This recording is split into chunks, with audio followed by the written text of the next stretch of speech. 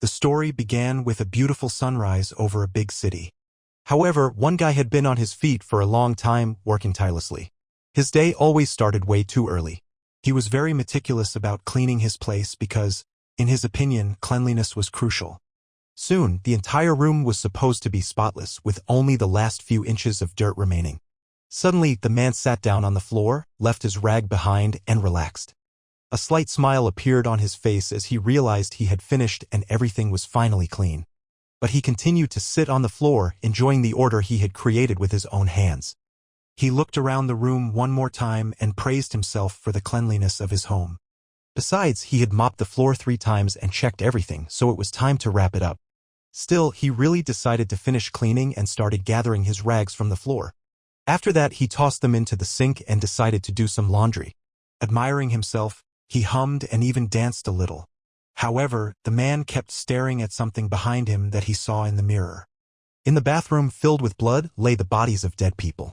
They were tied up, their mouths taped shut, and at that moment the man was getting ready to wash them.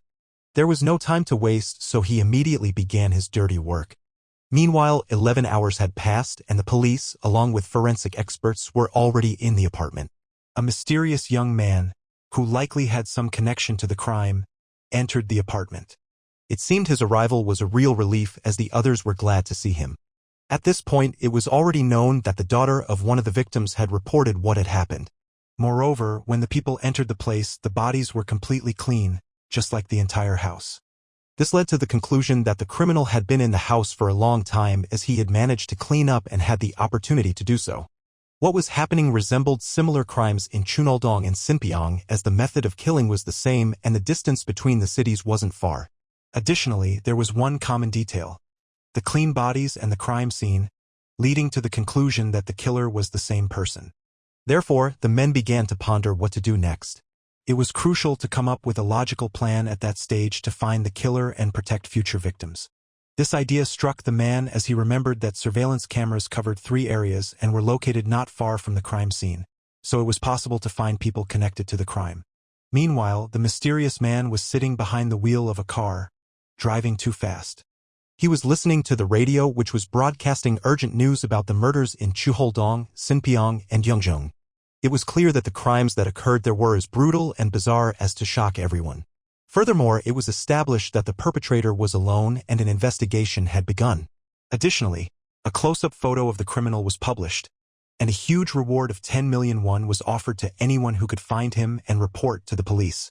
Moreover, the police promised to do everything possible to catch him as quickly as possible. Meanwhile, the mysterious man arrived at the planned location and was stretching his muscles by his car. When he finished, he pulled out a cigarette and was about to light it. The man was surprisingly calm as he was hiding some terrible secret. Suddenly, he climbed into his own car. He took the car out of gear, allowing it to roll down the hill. Then, he calmly watched as his car rolled toward the cliff, soon to be destroyed forever. It seemed such an act was entirely justified, and he was preparing for it. After all, it was the only way to cover up the traces of the crime and protect himself from being pursued. The car began to sink in the water. It became clear that the man was not an ordinary tourist and had something to hide. After all, an ordinary person would never take such a step and would not easily destroy their own car as he did. The guy looked at the settlement on the other side of the river, at the empty streets and many ruined and abandoned houses. He concluded that nothing had changed in that place and everything remained as it had been for a long time. Also, noticing another interesting detail, he reached an incredible conclusion. The sacred tree that had stood in the settlement for many years had been cut down. The person who destroyed that sacred symbol seemed to not even realize what they had done. After all, such an act required a lot of effort because the tree protected the entire village and the shrine.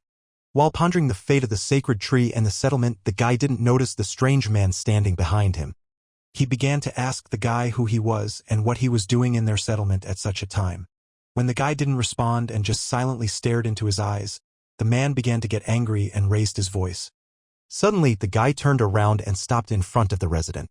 He asked if the man was a resident of the settlement and how he had managed to find him. Suddenly, the man began to scream wildly. His eyes filled with blood, and it seemed he was ready to kill the guy who had intruded on his territory. But this couldn't rattle the hero. He remained calm and just silently watched as the old man got angrier. Suddenly, he heard the voice of a girl running toward them. It was clear that she was the daughter of the furious man, and she immediately began to apologize for his behavior. It became evident that her father was not in his right mind, and at that moment she was trying to take him away and calm him down. And it worked, as hearing about food immediately calmed the man down, and it seemed like nothing had happened. Also, the girl was about to talk to the hero and asked her father to wait for her. Right away, she began to apologize again for her father's behavior, understanding that he might have frightened the stranger. However, the guy denied everything and assured her that everything was fine and he wasn't offended by him. The girl noticed his backpack and assumed he was a traveler. But the guy replied that he had recently moved to the area and planned to settle in their settlement soon. With his words, he once again drew the attention of the sick man. Moreover, the girl looked at him with surprise. After all, she didn't understand how someone could move with just one suitcase. Obviously, it would take much more stuff. But to divert attention from himself, the man began to convince her that he was the grandson of one of the residents of the settlement, to which the girl continued to bombard him with questions. So, the guy told her about his grandmother named Kim Jong-ja. However, from the girl's reaction, it was clear she had never heard that name before and immediately began to think, trying to remember. Suddenly, with horror, she realized that the woman had been dead for 3 years. Looking at the guy's face, she saw that he immediately became sadder. After all, he was trying to pretend he knew nothing about her death, and it seemed he was doing a good job of it. However, unexpectedly, the guy smiled. This frightened the girl a lot, as he said he was just joking. Moreover, she didn't understand how someone could joke like that and not feel any guilt or shame. Additionally, she clearly remembered the face and was sure she hadn't seen the unknown guy at the woman's funeral. Therefore, she had quite logical doubts that the guy could be an imposter and really didn't know any Kim Jong-ja, especially that he had never been her grandson. But the guy started to wriggle out of it again and said he indeed hadn't attended her funeral. Also, he seemed angry at the girl, thinking such questions shouldn't have been asked. The girl was angry because she didn't understand what could be more important that day than the funeral of a loved one. And it was very important for her to find out the real reason, especially since the unknown man intended to live in her house. Suddenly, the guy laughed out loud, and the girl, in turn, was shocked by his behavior. She was upset, as she saw nothing funny in her words. Moreover, the guy thought he wasn't the only one who hadn't been at the funeral. He spoke about certain reasons and assured her that the elders in the settlement could confirm his words. Suddenly, behind the girl, an old man's shout was heard. He showed the girl a huge snake he had caught in the grass. The snake was trying to escape, writhing terribly in his hands. Meanwhile, the guy was preparing to leave the father and his daughter. He left behind only a pile of questions. And the girl was trying to remember his grandmother, analyzing every word he said, as the guy was indeed very strange. Meanwhile, the guy was trying to find his grandmother's spare key. He was shocked because it wasn't in the usual place where it could be. However, after a few attempts, he finally managed to find it. His grandmother had hidden the key in the most remote spot so that no one could reach it. Still, after finding the key, the man tried to enter his grandmother's house. Opening the door, he saw that everything inside was perfectly in order and the lights were even on. Moreover, water was running from the faucet, which meant everything was working and in good condition. The guy continued to check all the electrical appliances in the house. To his surprise, everything was working perfectly and he couldn't understand why. Why, after such a long time, everything in the house was functioning and remained in perfect condition. Furthermore, the biggest surprise was that both water and electricity were working. Suddenly, the man realized what mistake he had made at that moment and immediately turned off the light. Drawing his weapon, he prepared and hid, as he expected to be attacked at any moment. The perfect cleanliness in the house only meant that someone had been living there all the time. However, he didn't understand who could be hiding in the house and how an unwanted guest could have gotten in. Suddenly, he heard some suspicious noise outside. Turning his attention to it, he realized that it could be the people who had been living in his grandmother's house for the past 3 years returning. So, hiding his weapon behind his belt, he decided to check who those people were and what the noise outside was about. Calmly, he headed toward the gate, hoping to drive away the unknown people, but still prepared for the worst and remained vigilant. Outside, a whole crowd of men had gathered, their appearance showing they were determined. Suddenly, the locked gate opened. The hero, the true heir and descendant of the dead woman, stepped out to meet them. Before him stood the village elder, No Suk-dae, who wanted to talk to the hero and find out who he was and what he was doing in the house. He also inquired whether the guy was indeed the grandson of the woman and noted that the gates had been locked, so it was strange that he had managed to get inside. However, the hero did not respond, only staring intently at the faces of the strangers. He didn't understand what they wanted to achieve with their visit, as he had no intention of leaving the house, let alone explaining anything to them. Suddenly, one of the guests began to shout, outraged that the guy was ignoring the elder and not answering his questions. But immediately, the elder intervened in the argument and calmed both of them down. He assured them that the purpose of his visit was simply to talk and that they meant no harm. He was only interested in how the guy had gotten inside the house and what his true purpose for visiting was.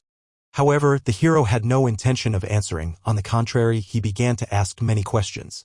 Thus, he tried to divert suspicion away from himself. But he didn't realize that this could only irritate the men more. Moreover, he kept repeating that he was indeed the grandson of the dead woman. At that moment, one of the villagers grabbed him by the neck and accused him of being rude to the village elder. He didn't like the guy's behavior and the disrespect with which he spoke. In response, he received only a smile from the hero. It was clear that this didn't scare him at all, and the elder was impressed by such audacity. Meanwhile, the hero continued to laugh, ignoring the angry crowd in front of him. Suddenly, his assailant prepared to strike. However, the guy managed to anticipate him, and to stop him, he had to hit back with his head. This made the attacker scream in pain. His nose was broken, and his head hurt terribly. Moreover, the guy accused the man of rudeness, and his actions could be recognized as self-defense. The guy also realized one important thing: that despite their friend being hurt, none of them reacted at all and didn't even try to defend or help. And he was convinced that it was the elder's fault, as everyone could be waiting for orders from him or were simply afraid of him.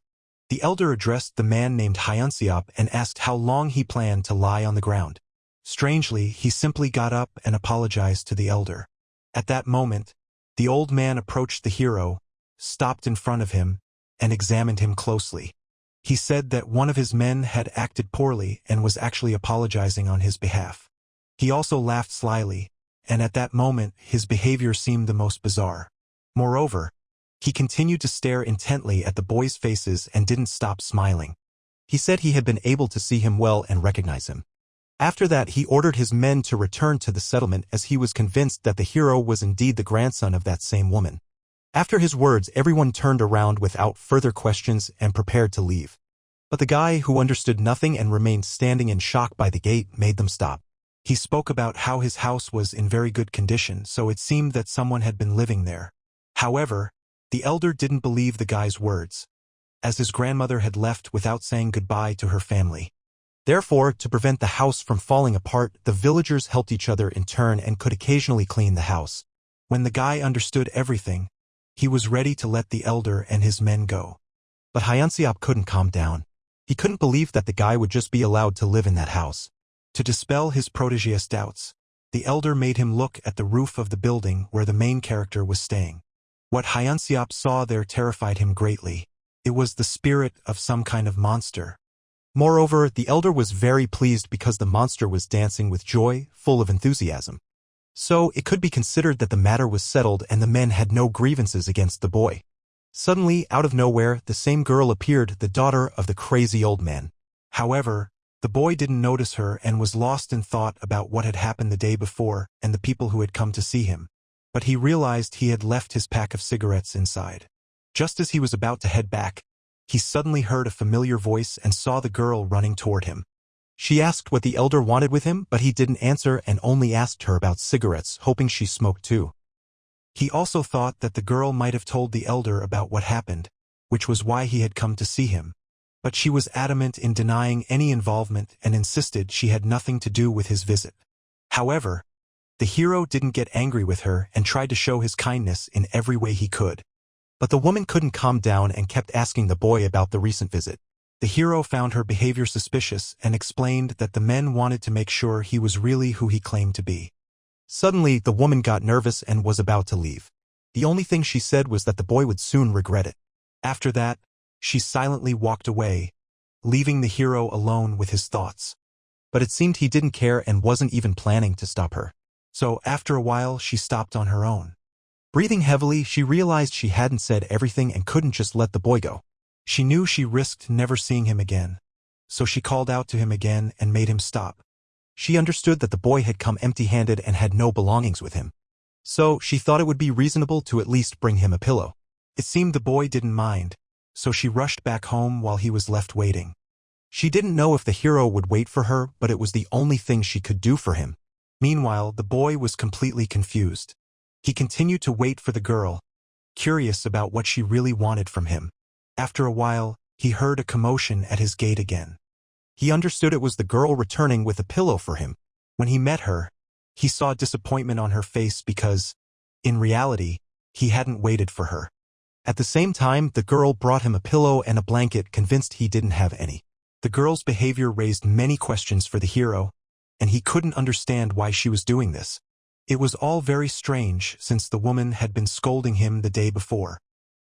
His words shocked the girl, and for a moment, she stood silently, unable to say anything. But eventually, she apologized for her behavior and admitted she suspected him of deceit. It seemed she simply felt sorry for him and wanted to make amends. So she extended her things to the man, hoping he would accept them. The boy, in despair, took her pillow and blanket. After that, the girl simply ran away, offering no explanation. She quickly distanced herself from the boy, feeling an incredible shame for her recent behavior. But suddenly, she turned back and decided to look him in the eye again. To her surprise, she realized the boy was still watching her and hadn't moved from his spot. But in reality, the hero was just trying to figure out what had happened. After a while, he entered his new place. His mind was troubled and he couldn't connect the events that had occurred the day before. As he considered various scenarios, he even started to feel anxious. He also thought about the girl, her visit, and the gift. He found her behavior and kindness strange. He was also plagued by suspicions, so he decided to check the contents of the pillow and blanket. Immediately, he cut open the pillow, trying to find a hidden microphone or some other device. To his surprise, he actually found a very interesting object inside, the origin of which he didn't understand yet. Meanwhile, a new day dawned in the settlement. The hero, as usual, went through his morning routine and listened to the news. Moreover, exercising was a mandatory and special ritual for him. He paid great attention to physical exercises and took his health and physical condition seriously. So, physical exercise was something more for him than just a daily routine. After exercising, he took care of his skin and face, which also held great personal significance for him. He couldn't forget about the events that had happened to him the previous night and couldn't stop thinking about the mysterious piece of paper. The scene shifted to a chicken farm belonging to some household in the settlement. There were quite a few chickens. Therefore, someone had to constantly feed them and keep an eye on them. It became clear that it was Hyunseop, though it was unclear why, but he was catching chickens from a cage. However, when he finished, he was noticed by a man who was likely the owner of the chickens. Hyunseop explained his crime by saying that the elder needed a white chicken. But the owner didn't like that, as his chickens had been taken before, and he didn't understand what made his chickens so special. The man believed that chickens could be bought in town and didn't need to be stolen, as that was illegal. However, Hyunseop shot him a nasty look and accused him of not following the elder's orders and daring to contradict his words. Although the man was scared, he insisted on his point, believing that his chickens were his property and he shouldn't have to share them. Still, the thief couldn't hold back and began to accuse the man, openly threatening him. He advised the old man to just let him go and not create problems for anyone. Meanwhile, the hero's morning routine continued and he decided to go for a run. He decided to sprint the short distance that lay ahead at maximum speed. However, his strength quickly left him and he realized he couldn't go on. Previously, he could run much faster and longer, so he blamed his loss of endurance on smoking. In general, it was pointless to talk about the harm it caused, and the boy understood that perfectly well, but nothing could be changed. Suddenly, he witnessed a quarrel between two men over a chicken. Hyunseop didn't want to pay the reward for the animal as the man requested and also didn't want to return it to its owner. So, unable to withstand the man's words, he simply hit him, nearly killing the poor animal. The man lay on the ground in a pile of feathers. He was shocked and deeply disappointed. At that moment, Hyunseop froze and couldn't move. After what had happened, he was simply left speechless. The thing was, behind the man, he saw the elder who had accidentally witnessed everything and appeared out of nowhere. The elder was very angry and it became clear that Hyunseop was in for big trouble. The elder expressed his concern to the man, as he had been absent for a very long time. The man realized he was in trouble and didn't know how to explain what had happened. The elder began to scold Hyunseop, as he couldn't control himself, and his actions could anger the mother. He also addressed the victim by name, Song-sik, and asked how he was feeling. Concerned, Hyunseop didn't know how he could face his mother and what to do to keep her from getting angry. Meanwhile, the elder wanted to pay the man for the chicken and tried to find out its price. But Hyunseop insisted on his point. He was willing to do anything and sought advice from the elder. But the man believed that the person who committed the crime should bear the responsibility for it, so he couldn't decide or determine the punishment. At that moment, the hero witnessed quite a strange scene that amused him. He noticed that Hyunseop began to hit himself. He was pleading with his mother not to be angry, as he had already started punishing himself and intended to continue until her anger subsided. The blows continued, and Song-sik watched in surprise at what was happening. But at that moment he was about to leave. The boy, who was enjoying a beautiful day and witnessing an unusual event, heard footsteps behind him. It was the same girl, and seizing the moment, he asked how long it had been so lively in the village. From her response, it became clear that it hadn't always been this way. She was convinced that they didn't have to watch what was happening and that it would be better to go to a safer and quieter place. The boy didn't understand what she was planning again and didn't rush to get up and follow her this time. However, she didn't understand why he was waiting and not listening to her, and suddenly she heard a question about the events of the previous day and what had really happened. After all, he found it quite strange that the woman was so interested in him and constantly tried to find him. It also became clear that she was happy when she heard that the boy would be staying in their settlement for a long time. The very fact that the boy decided to stay in the settlement made her act this way. But the boy, interrupting her, reached into his pocket. From there, he pulled out the item the girl had placed in the pillow and held it right in front of her face. Seeing this, the girl was very surprised and blushed, as she hadn't expected the boy to find that object. She explained that she was just checking it, as it was hard for her to trust someone unfamiliar. But the object didn't resemble a microphone or a listening device, rather it looked like some kind of talisman or charm. Unable to hold back, the boy asked again why the girl had given him that object. At that moment, the girl began to sweat, realizing that her answer might not please the boy. Moreover, she worried that he might simply not believe her, as the truth sounded like nonsense. Still, the girl gathered her courage to explain that it was a talisman that protected against the ghosts that infested the entire settlement. Taking it in both hands and holding it out in front of the girl, the boy asked if she had brought it into the house because she was truly afraid of ghosts. And without waiting for an answer, he simply tore it apart in front of her eyes. Unable to contain herself, she began to yell at the boy, as she couldn't understand the motive behind his actions, especially why he would destroy the object. But the man explained that the thing was that he didn't believe in such shamanic tricks and that ghosts didn't exist in principle. Thanking the girl for her attention, he was about to leave. And the boy simply crumpled her protective charm. He also intended to throw it away, as a torn charm couldn't be effective. At that moment, the ruined object fell to the ground. Saying goodbye to the woman, he promised to let her know if he ever saw a ghost with his own eyes. However, deep down, he believed that would never happen, while the girl watched him leave and regretted that she had sincerely wanted to help him. Night fell in the settlement. The same man, the owner of the farm, was busy with his own affairs in his yard. Song-sik couldn't calm down because the chicken thief had hit him and hadn't even received a response or any reasonable punishment. However, he flinched when he saw the elder, and that thought greatly pleased Song-sik. He continued to sit and think about a plan for revenge and what punishment his opponent deserved. In his mind, he replayed possible dialogue scenarios and got angry that they looked down on him. Suddenly, he swung at a chicken that was just passing by. With one swift motion, he managed to behead the chicken and take its life. However, this didn't make him feel any better, as he imagined Hyunseop in place of the unfortunate animal. What he did to the chicken seemed right to him at that moment. Moreover, he firmly decided to take revenge on Hyunseop and was preparing to set out in search of him. Song-sik simply couldn't allow anyone to dare insult him. Rising, the man set out to find him. He knew the place where Hyunseop lived or might be, and that was where he intended to check. Arriving at his house, he began to call out his name, hoping to be heard and responded to. He was also smiling and looked very pleased, as he was happy that he would soon take revenge on his tormentor. The man also added that he had come to collect money for the chicken that had been attempted to be taken from him. So he was about to enter the yard and had already started to open the door. He looked very focused and was ready to kill his victim without the slightest hesitation. So he pulled hard on the handle and pulled the door toward him. At that moment, Hyunseop, who heard a strange noise behind his fence, decided to check what was really going on.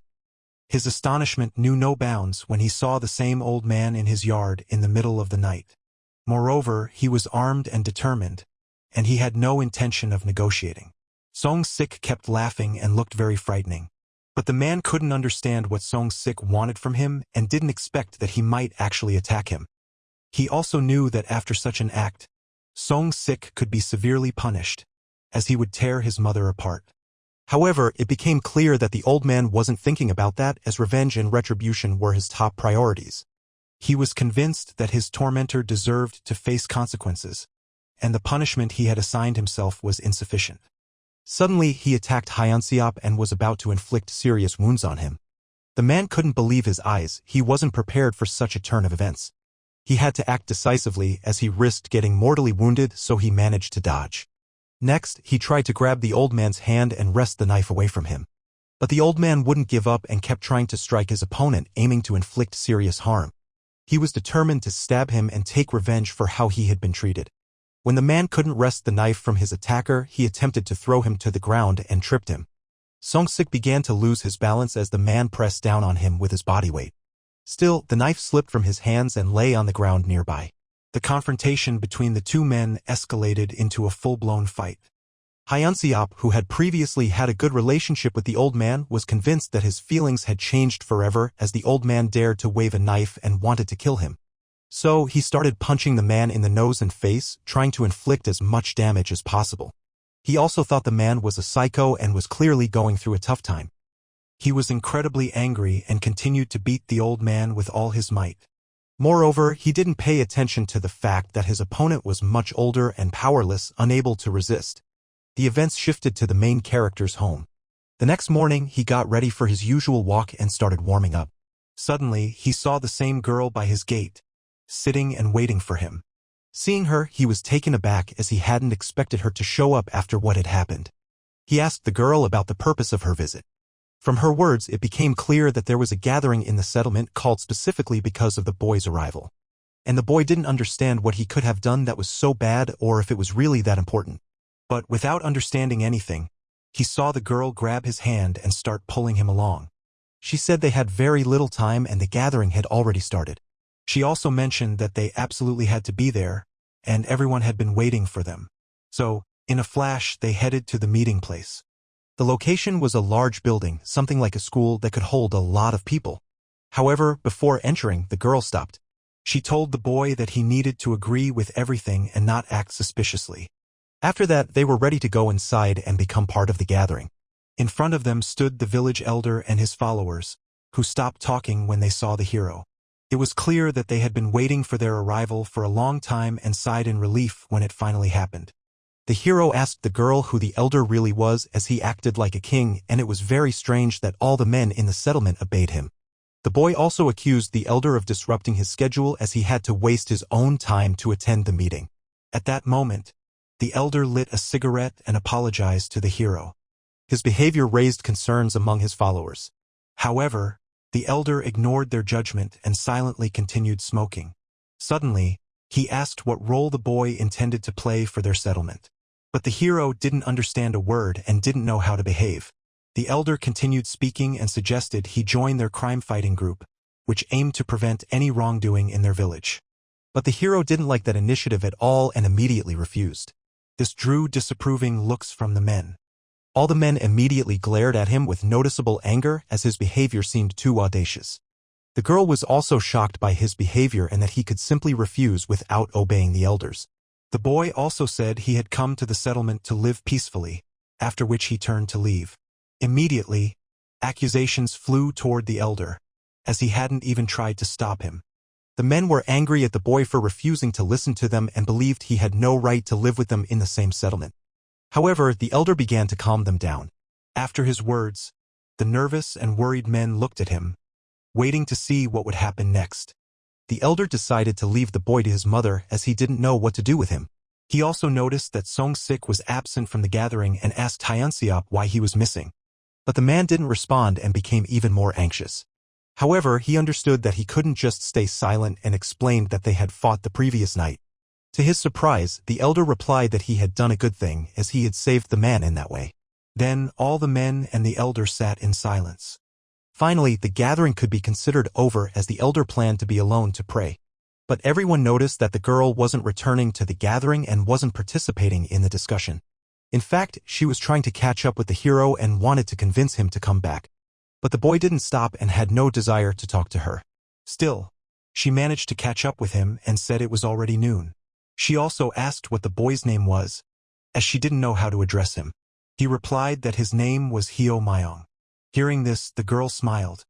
Immediately, she started yelling at the boy, accusing him of leaving the gathering so easily as she had warned him to agree with everything.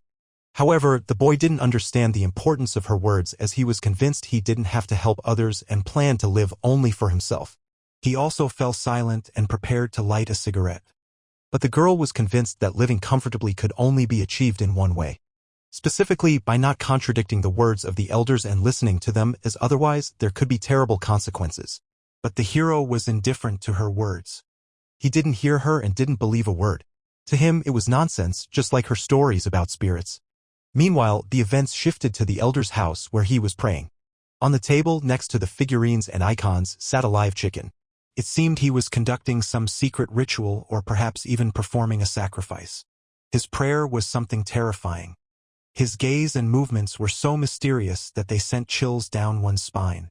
It seemed that, for the chicken, everything was about to come to an end, as it was to become the victim of an incomprehensible ritual. After a while, it all ended and the man killed the chicken. The entire room and the statues were covered in blood. However, the ritual didn't end there. The worst was yet to come. The elder smeared his body and eyes with the blood of the dead animal.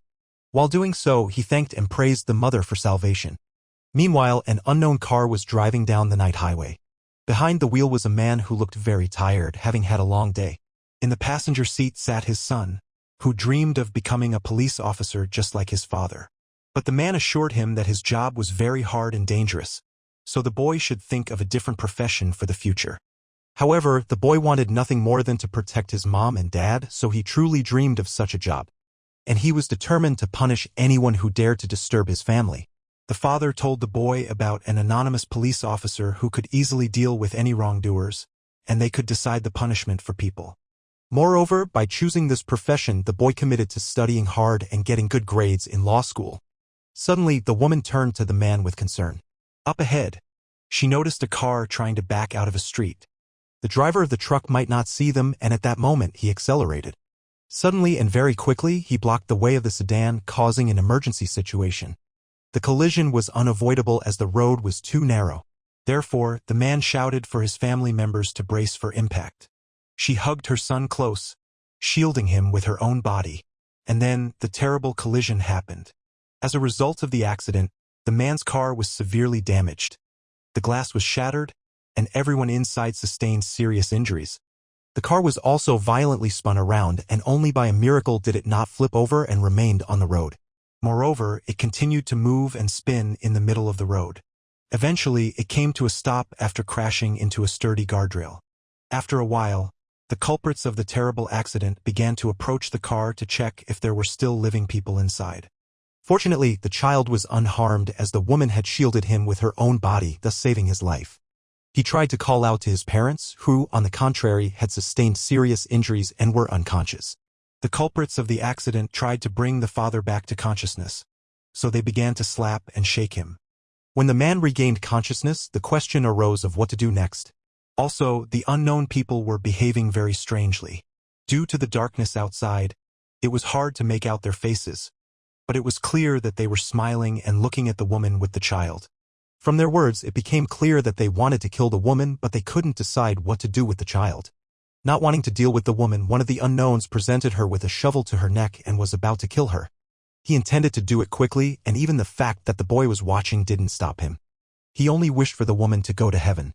Suddenly, Hyo Myong woke up. It was again his nightmarish dream. Meanwhile, the events shifted to Song Sik's home. His wife had prepared chicken broth for breakfast and wanted to treat her husband with it. But she witnessed that her husband was already drunk and started a scene about it. She was unhappy with the old man's behavior, especially since he wasn't reacting to her words at all. She was upset that he had started drinking again and had left home with a knife at night. She also accused him of negligence and irresponsibility towards his own life, as she was convinced that sooner or later he could get killed. Suddenly, the angry man looked at his wife. It was clear that he could no longer tolerate her words directed at him.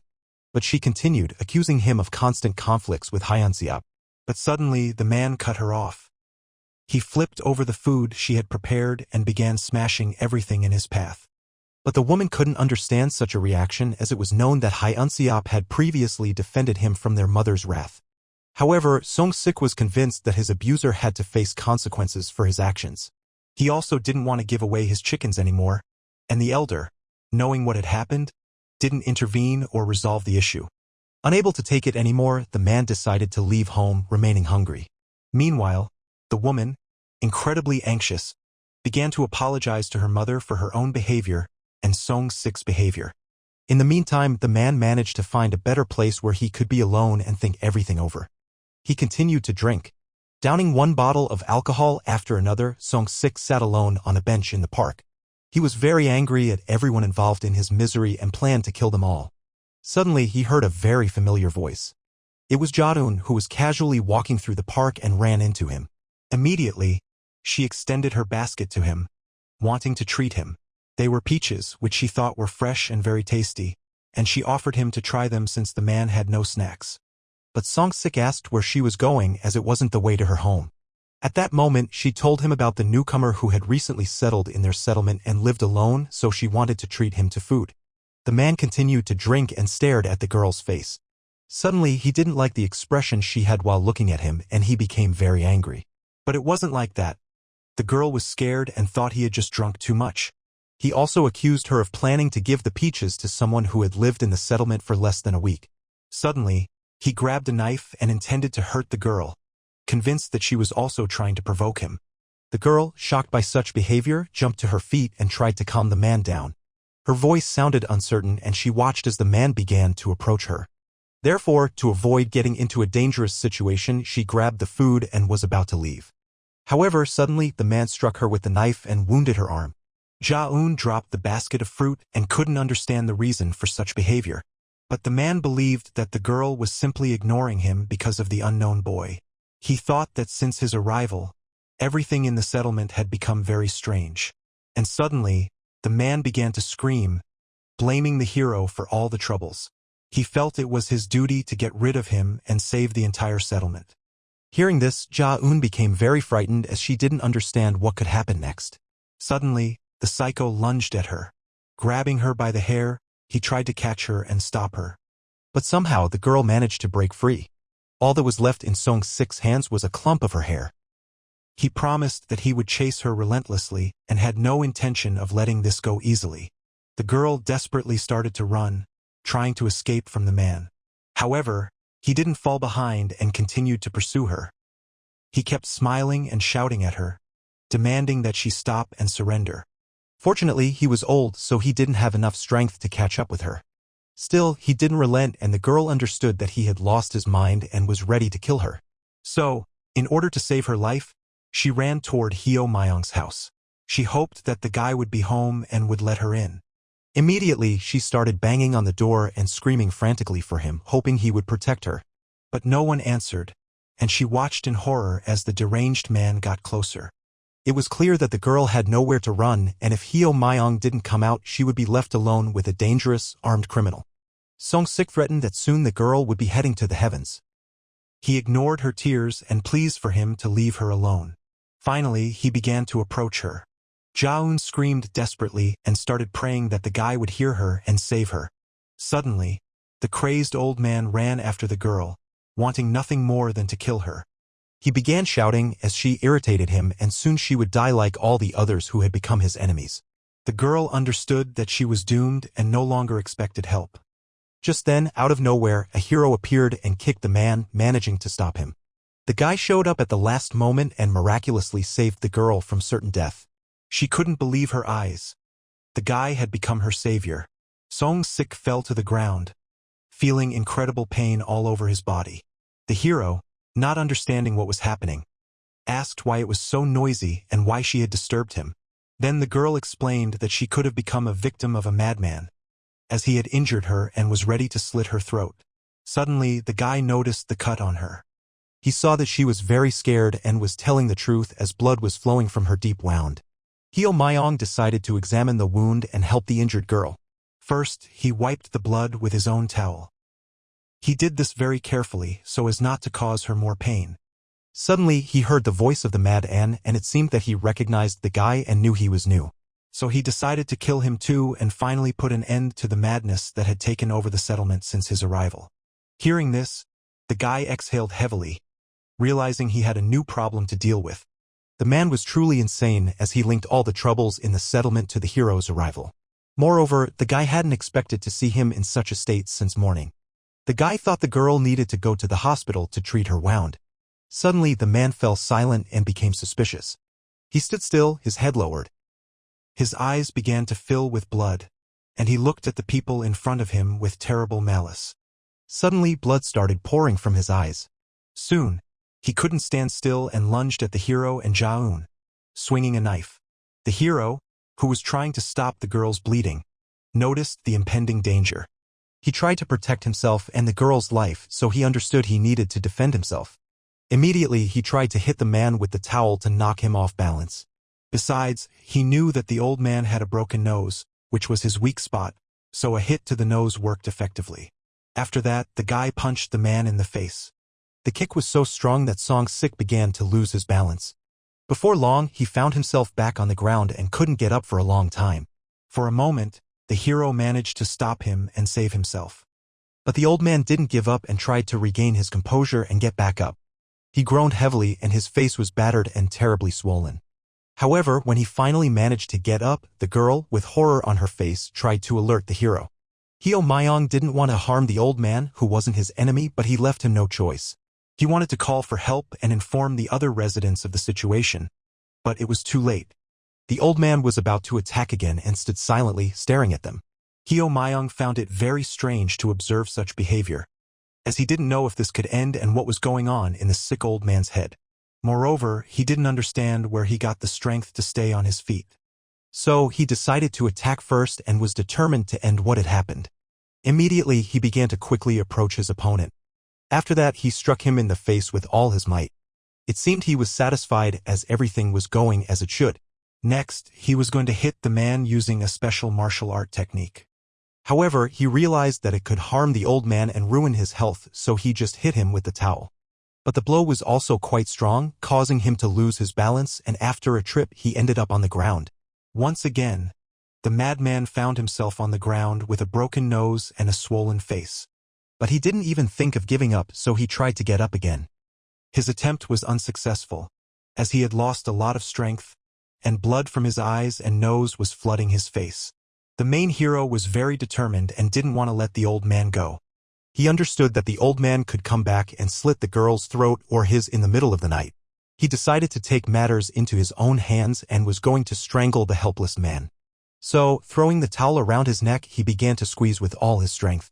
But Song-sik resisted and tried to break free. He even managed to scratch the guy's face. In a fit of rage, the hero tried to strangle the old man even harder. Eventually, Song-sik's strength began to wane, his breathing became heavy, and his resistance weakened. The girl understood that the guy could kill him this way and tried to shout at him. But he didn't stop and continued to squeeze and choke the man. Finally, he felt satisfied and began to smile. And Song-sik, lacking air, lost consciousness and stopped resisting. Jaeun was very scared as despite what Song-sik had done, she didn't wish for his death. So, the hero released the man and stopped choking him, and his body fell to the ground. Finally, the guy could breathe a sigh of relief, as their confrontation could be considered over. After the man didn't respond, the girl ran to her savior. She was worried about his health and hoped that he wasn't injured. She also hoped that the old man was alive and that nothing would happen to him. However, Hyo Myong was angry with her as he didn't understand how it all started and what had really happened.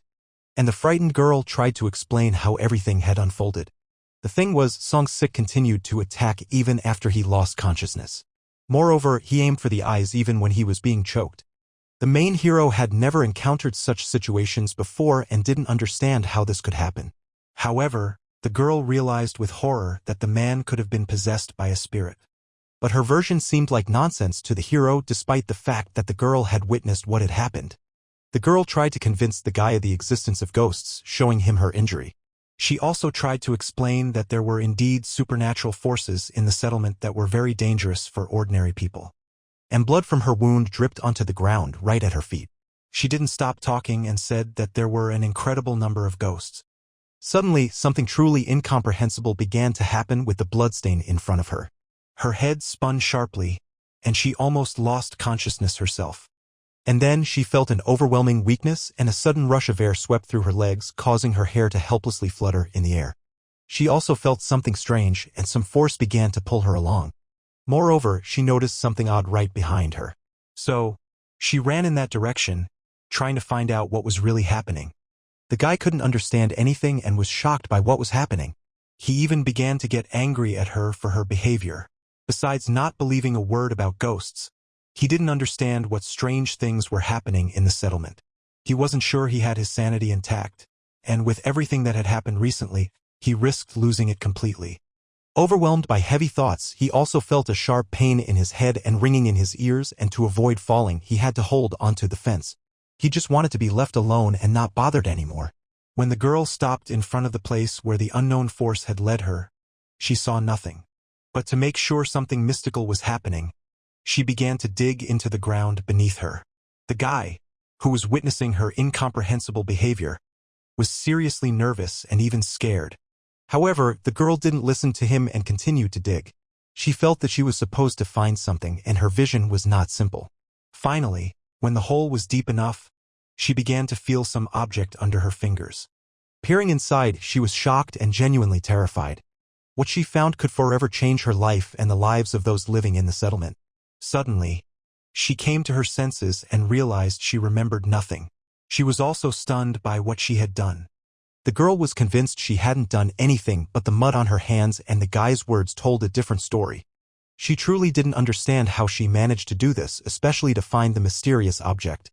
The object she found was a ritual of Azazel conducted since ancient times. However, the hero didn't understand how a jar wrapped in a strange ribbon could end up on his property. Moreover, he didn't know what such a strange find could mean.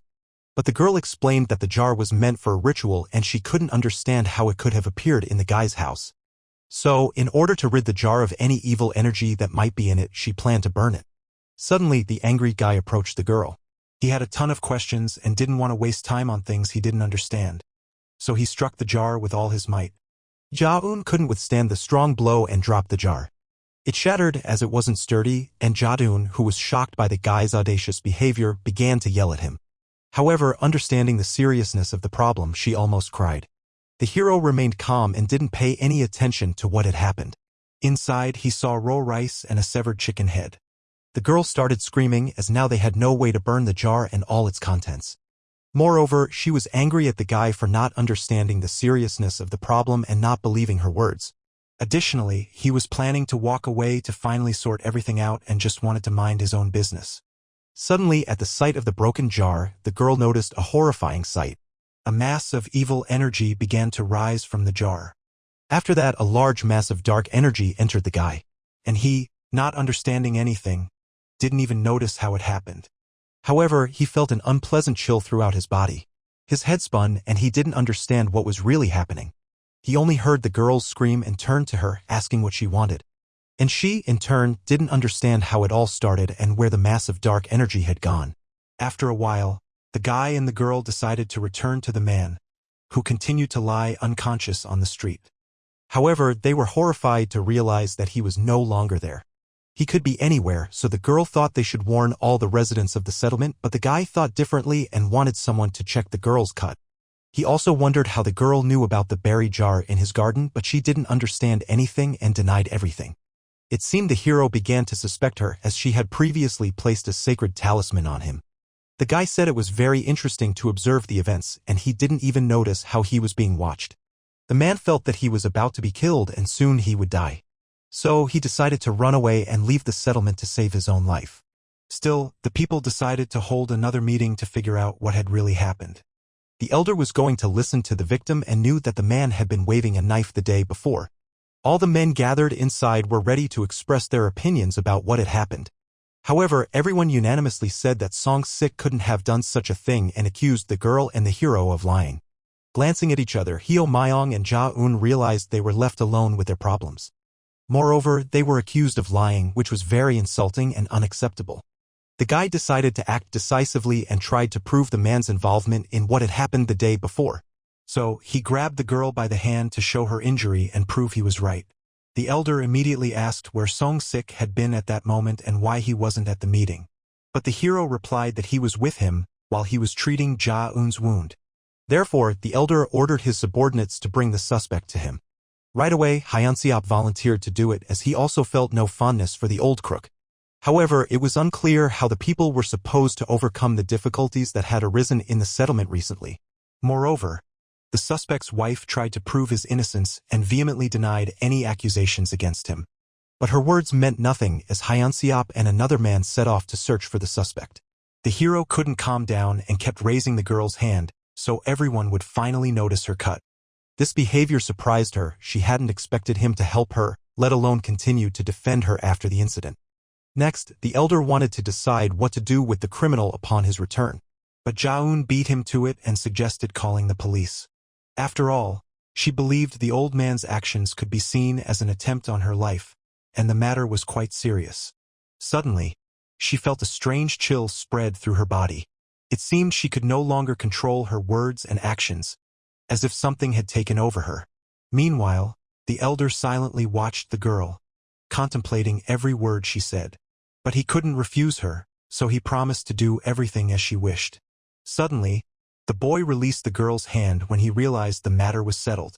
But then the girl changed her answer, saying that the settlement's affairs should be handled by her mother. She said it so uncertainly that it felt like she had been forced to say it. At that moment, the hero looked at her, confused about her stance, hoping the police would sort things out. After a while, the search for the criminal yielded no results.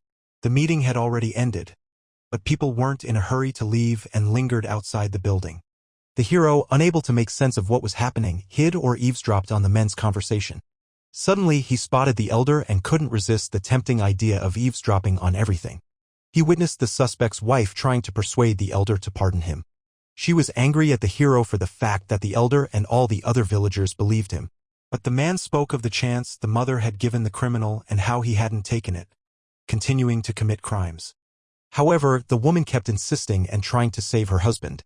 Finally, the elder replied that the only one to blame for what happened was Song-sik, who had lost his chance to redeem himself, and for his actions he deserved to be punished. The lady continued to try to justify her husband, believing he had already left the settlement. However, as was known, no one had ever succeeded in doing that. Having heard enough, the hero decided to take action and wasn't going to sit idly by. He resolutely decided to find the criminal quickly and tried to figure out what had happened. He knew nothing about the mother or why everyone was so afraid of her. Besides, he didn't believe in ghosts or any magical powers that Ja-eun constantly talked about. Meanwhile, it had grown dark in the settlement, and the search for the criminal was postponed until the next day. However, the suspect was trying to escape from the settlement. He was doing everything he could to get away and stay alive, avoiding his punishment. But in horror, he realized he was going in circles and couldn't find his way out of the forest. Suddenly, the exhausted old man stumbled over a rock. Painfully hitting the ground, he found himself on the ground. His weak body wouldn't cooperate, and out of sheer fear and a thirst for life, he kept crawling. After that, he realized that all his efforts were in vain and he was doomed. He understood that there was no sense in his actions as he hadn't even managed to reach the main road all day. He was sick and old, believing he remained his mother's son. He comforted himself, convinced that his mother couldn't be so cruel as to abandon him. He also reassured himself that he had been a good son and had done everything he was asked to do. Suddenly he began to smile and took a deep breath. It seemed he started to understand, and his self-reassurance was doing him good. But nearby, he heard indistinct footsteps and became very frightened. Looking in the direction of the sound, he realized someone was approaching him. It was the hero to whom the old man spoke about unfinished business in the settlement and tried to return. But the boy wasn't listening. He was talking about needing to do something for him. Suddenly, he pulled out his weapon. At that moment, everything became clear to Song-sik. So he began to prepare for the end of his life. Hyo Myong was convinced that the man didn't deserve to live and should end up in hell after death. Song-sik insisted that his mind was clear and he understood how much pain his body was in. He also realized that the hero intended to harm him, so the old man tried to stop him. Moreover, he didn't understand what harm he could do to the hero and thought the girl was the cause of it all. He tried to prevent the conflict and wanted the boy to take him home. He was also convinced that the hero was following his mother's orders. But Hyo Myong ignored the man's words and wasn't going to waste any more time on talk. However, the man continued, saying that the boy couldn't have found him in the mountains by himself and couldn't know his whereabouts. This made the hero laugh. In response, he received a similar question about how the old man ended up in the forest. Also, the old man had to take responsibility for what happened that morning, as he had dared to attack unarmed people. Unable to bear the accusations, the man began to scream that he remembered nothing. But the boy didn't believe a word he said. He could see that the old man was very scared and slowly began to approach him.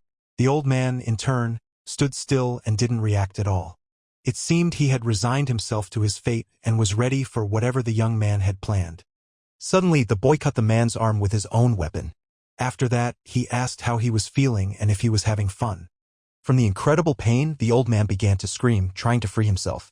But the boy wouldn't let him do that and was ready for any turn of events. Meanwhile, Hyunseop and his partner were trying to find the fugitive. They were also searching the mountains, knowing he wouldn't escape from there.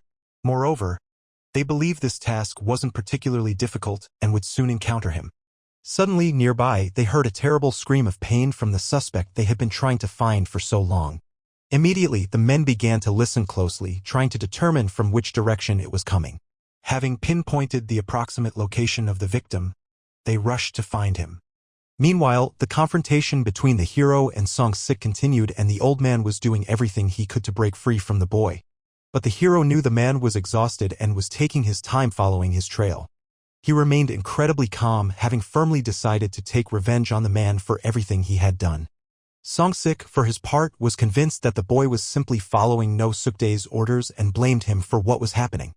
However, Hyo Myong no longer listened to him and didn't understand what he meant at all. But the old man continued to accuse him of serving the elder and carrying out his orders.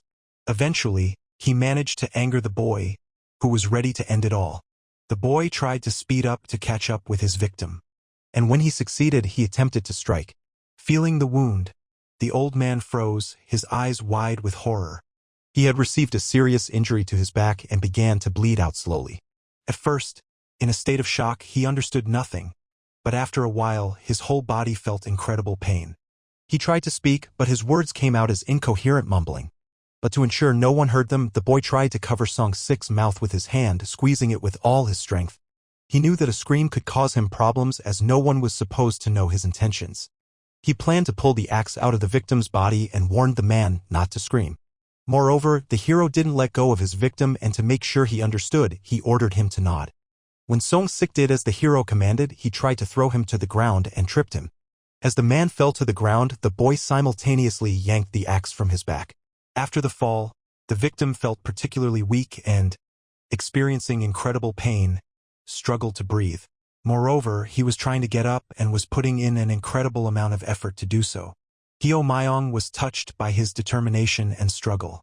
Suddenly, he pointed to a tree just a few meters away from them. He wanted his victim to reach the tree on his own, and if he managed to do that, he planned to let him go. So, after a while, he gave the command to start, marking a new beginning in the fight for survival. Without wasting a second and exerting all his strength, the old man tried to rise. He succeeded, and his thirst for life was something incredible that truly impressed the young man. But the man wasn't going anywhere. Instead, he was pleading with his mother for help and apologizing for doubting her. He also wished death upon the main character, who was tormenting the mother's child. After that, he turned around and calmly headed toward the tree. As he turned his back to the main character, a large wound on his back was revealed. Suddenly, the main character spoke up. The thing was, there were certain limitations in his game, and the man could die before he reached the tree. Hearing this, the victim froze in place, unable to move. At that moment, Song-sik began to call the main character the harbinger of death. However, the main character couldn't understand what the man meant or what he was trying to say. The old man lay on the ground, motionless. The boy wanted to torment his victim further, but it seemed he wasn't the only one who had come for the old man's life. Behind him, the hero heard a sound. It was two men trying to make out something in the pitch-black darkness. But the boy realized he didn't have time to hide the man's body, and all he could do was hide in some nearby bushes to avoid being seen. In fact, the men had also heard the sound and were trying to determine its source. They were stumbling through the forest almost blindly as nothing was visible in the complete darkness.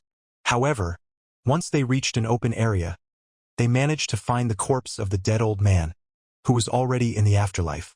Hyunseop seemed pleased to see his fierce enemy dead. Suddenly his companion placed his own weapon on the ground. He remained serious while Hyunseop was celebrating and talking about how he felt this was bound to happen since their nighttime knife fight. Suddenly his companion delivered an incredibly strong punch right to his face. This sent Hyunseop flying backward a good distance. He landed on the ground and couldn't regain his composure for a while, feeling immense pain and shock from the brutal blow. The man insisted that he should have shown respect for the dead as their mother was watching over them. They also needed to pray and inform the village elder about what had happened. It seemed Hyunseop acknowledged his guilt and agreed with his companion's words. At the same time, the men began to pray, trying to atone for their sins. And Hyunseop, who was bleeding, had no choice but to join in the prayer as well. However, his companion insisted even more, leaving him no choice. Soon, raising his hands to the sky, Hyunseop began to recite the words of the prayer. The two stood over the corpse of the dead man, hands raised, murmuring incomprehensible words of prayer. At that moment, the hero realized that the murder of the man could be suspected from his wound if the police were called. Therefore, to save his own life and ensure his safety, he thought about getting rid of all the witnesses. He also understood that he had played with fire and his adventure could end very badly for him. Meanwhile, the men called the elder and informed him that they had found the dead body of the old man. However, at that point, it was already clear that the old man had not died of natural causes and was likely murdered. After the elder's words, he promised to handle everything in the best way possible. Placing his hand on the corpse's head, he intended to fulfill No Sukdae's request. Hyunseop asked what exactly needed to be done. He understood that the dead body needed to be burned or the soul needed to be appeased. This way, they could eliminate unnecessary noise and make it seem as if no one had ever found the man. Suddenly, the main character realized that this looked exactly like tampering with a crime scene, destroying evidence, and disposing of a body. Analyzing this, he understood that the men were also committing a terrible crime. Meanwhile, the boy was planning to return to the settlement after everything that had happened. He seemed very satisfied and even hummed some incomprehensible melody to himself. Suddenly, nearby, under the tree, he saw a girl. It seemed very strange that she was outside at such a late hour, especially after what had just happened. So he decided to ask her what she was doing out there and why she was standing under the tree. But in turn, the girl also asked the boy what he was up to which he replied that he had been in town taking care of his own business. It seemed the girl had been waiting for him, and realizing this, the hero immediately asked her directly. However, she quickly began to deny any involvement and insisted that it wasn't what he thought. In reality, her mind was racing with thoughts and she had decided to take a walk to distract herself somehow. She also noticed that the hero seemed very cheerful and it appeared something pleasant had happened to him. Suddenly, the boy fell silent and made an unclear gesture with his fingers. However, he then replied that his mood had lifted after meeting her. His words made the girl blush, and in response, he asked again what she was doing outside. At that moment, the girl tried to explain. It seemed her thoughts were troubling her and she was very nervous. She was tormented by the fact that she constantly looked rather strange. After all that had happened, she hadn't even called the police and didn't want to accuse her attacker. Suddenly, she realized she had said too much, and after that, she felt even worse. Lowering her head in front of the boy, she turned away, not wanting to show her emotions.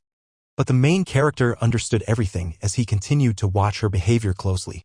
Suddenly, Ja-eun decided to leave and insisted that it was already late. But as she was leaving, the main character replied that he didn't think she was strange. He wanted to explain that everyone had their reasons for behaving a certain way and he understood her perfectly because he was the same. Thanking him, the girl didn't dare to turn back to him and continued to walk away. She seemed very frightened and kept telling herself that what she had seen was just a figment of her imagination. So she saw that the spirit of the dead old man was bound to the body of the main character. Meanwhile, Hyunseop and his brother had built a fire and were trying to fulfill the last wishes of the deceased. The work was done and the men reported everything to the elder, but he remained unsatisfied.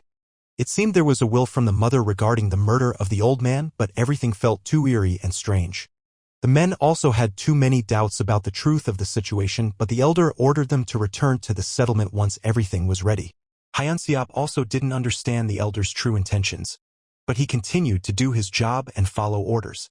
After everything was burned, they needed to collect the ashes, climb to the top of the hill, and scatter them over the settlement. However, the men were still anxious and troubled by the question of who the real murderer of the man was. Immediately, they thought of the main character, who had recently settled in the settlement. No one doubted his involvement.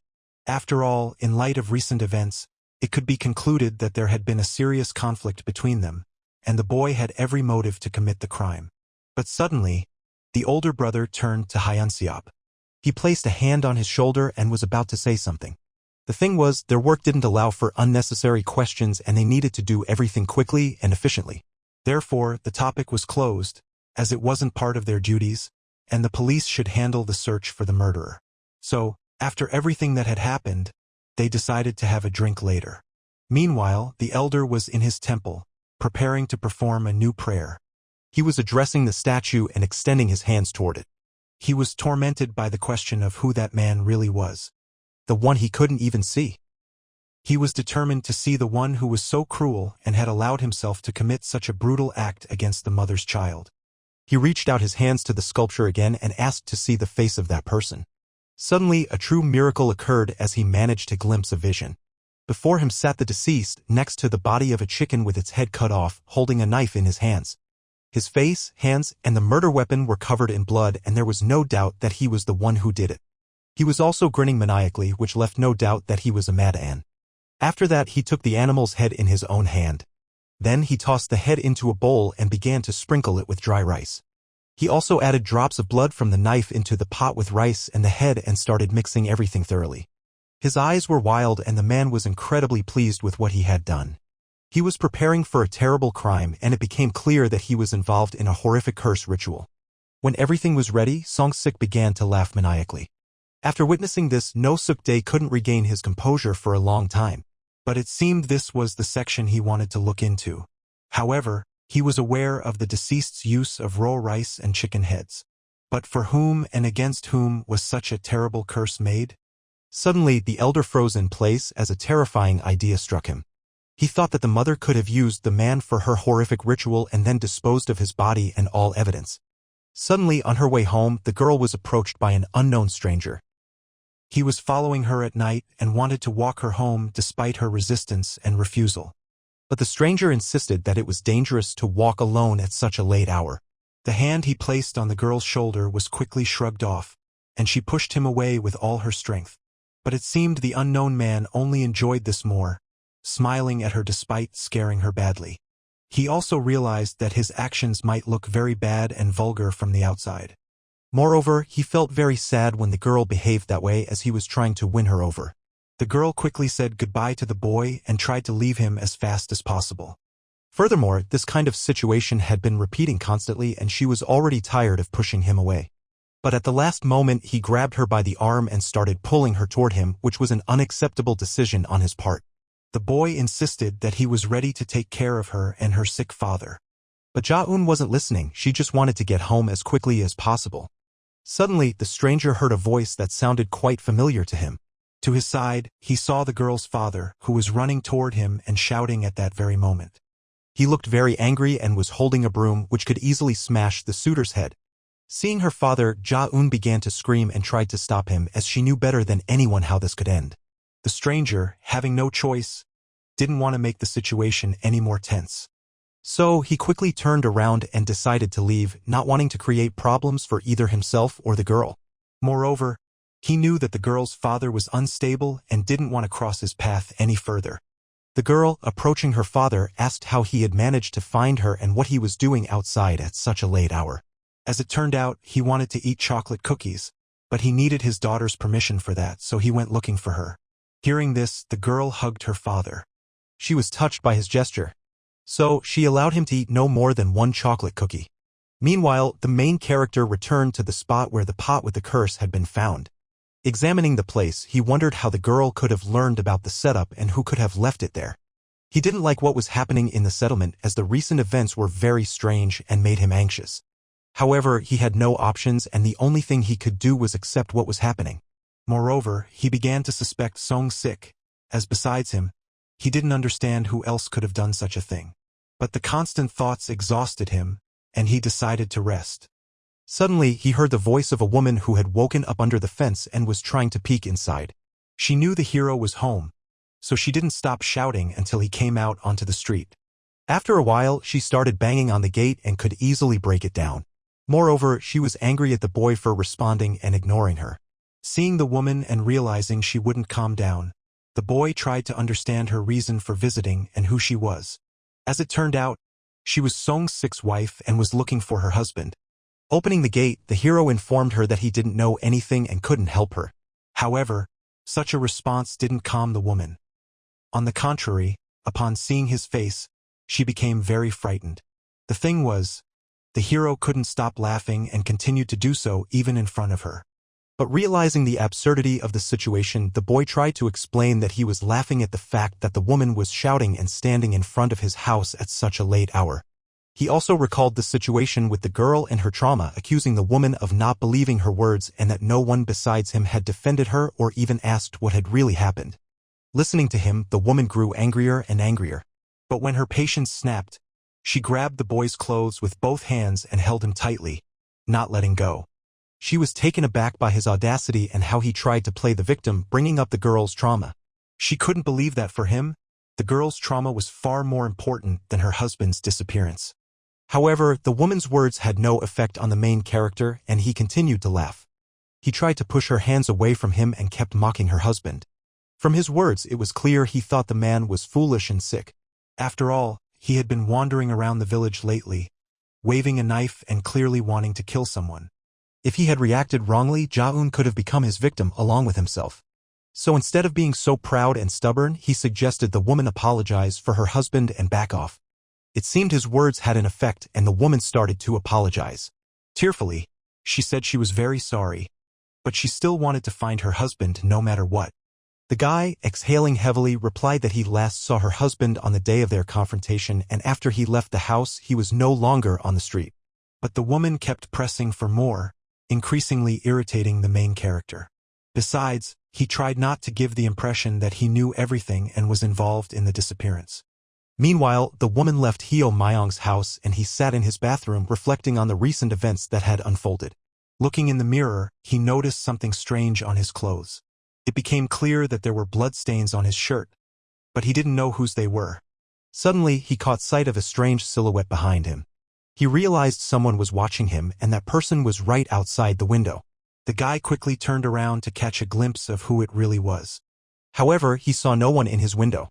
He thought the person might have hidden in the yard, not wanting to reveal themselves. But there was no one in the yard either. Besides, the suspect would have to be very tall to reach the window. So finding nothing, the guy decided he must have imagined it, probably due to exhaustion. Meanwhile, events shifted to Song-sik's house where his wife was sleeping. But she tossed and turned, unable to fall asleep. She noticed blood on the guy's clothes and the thought that it might be her husband's blood wouldn't let her rest.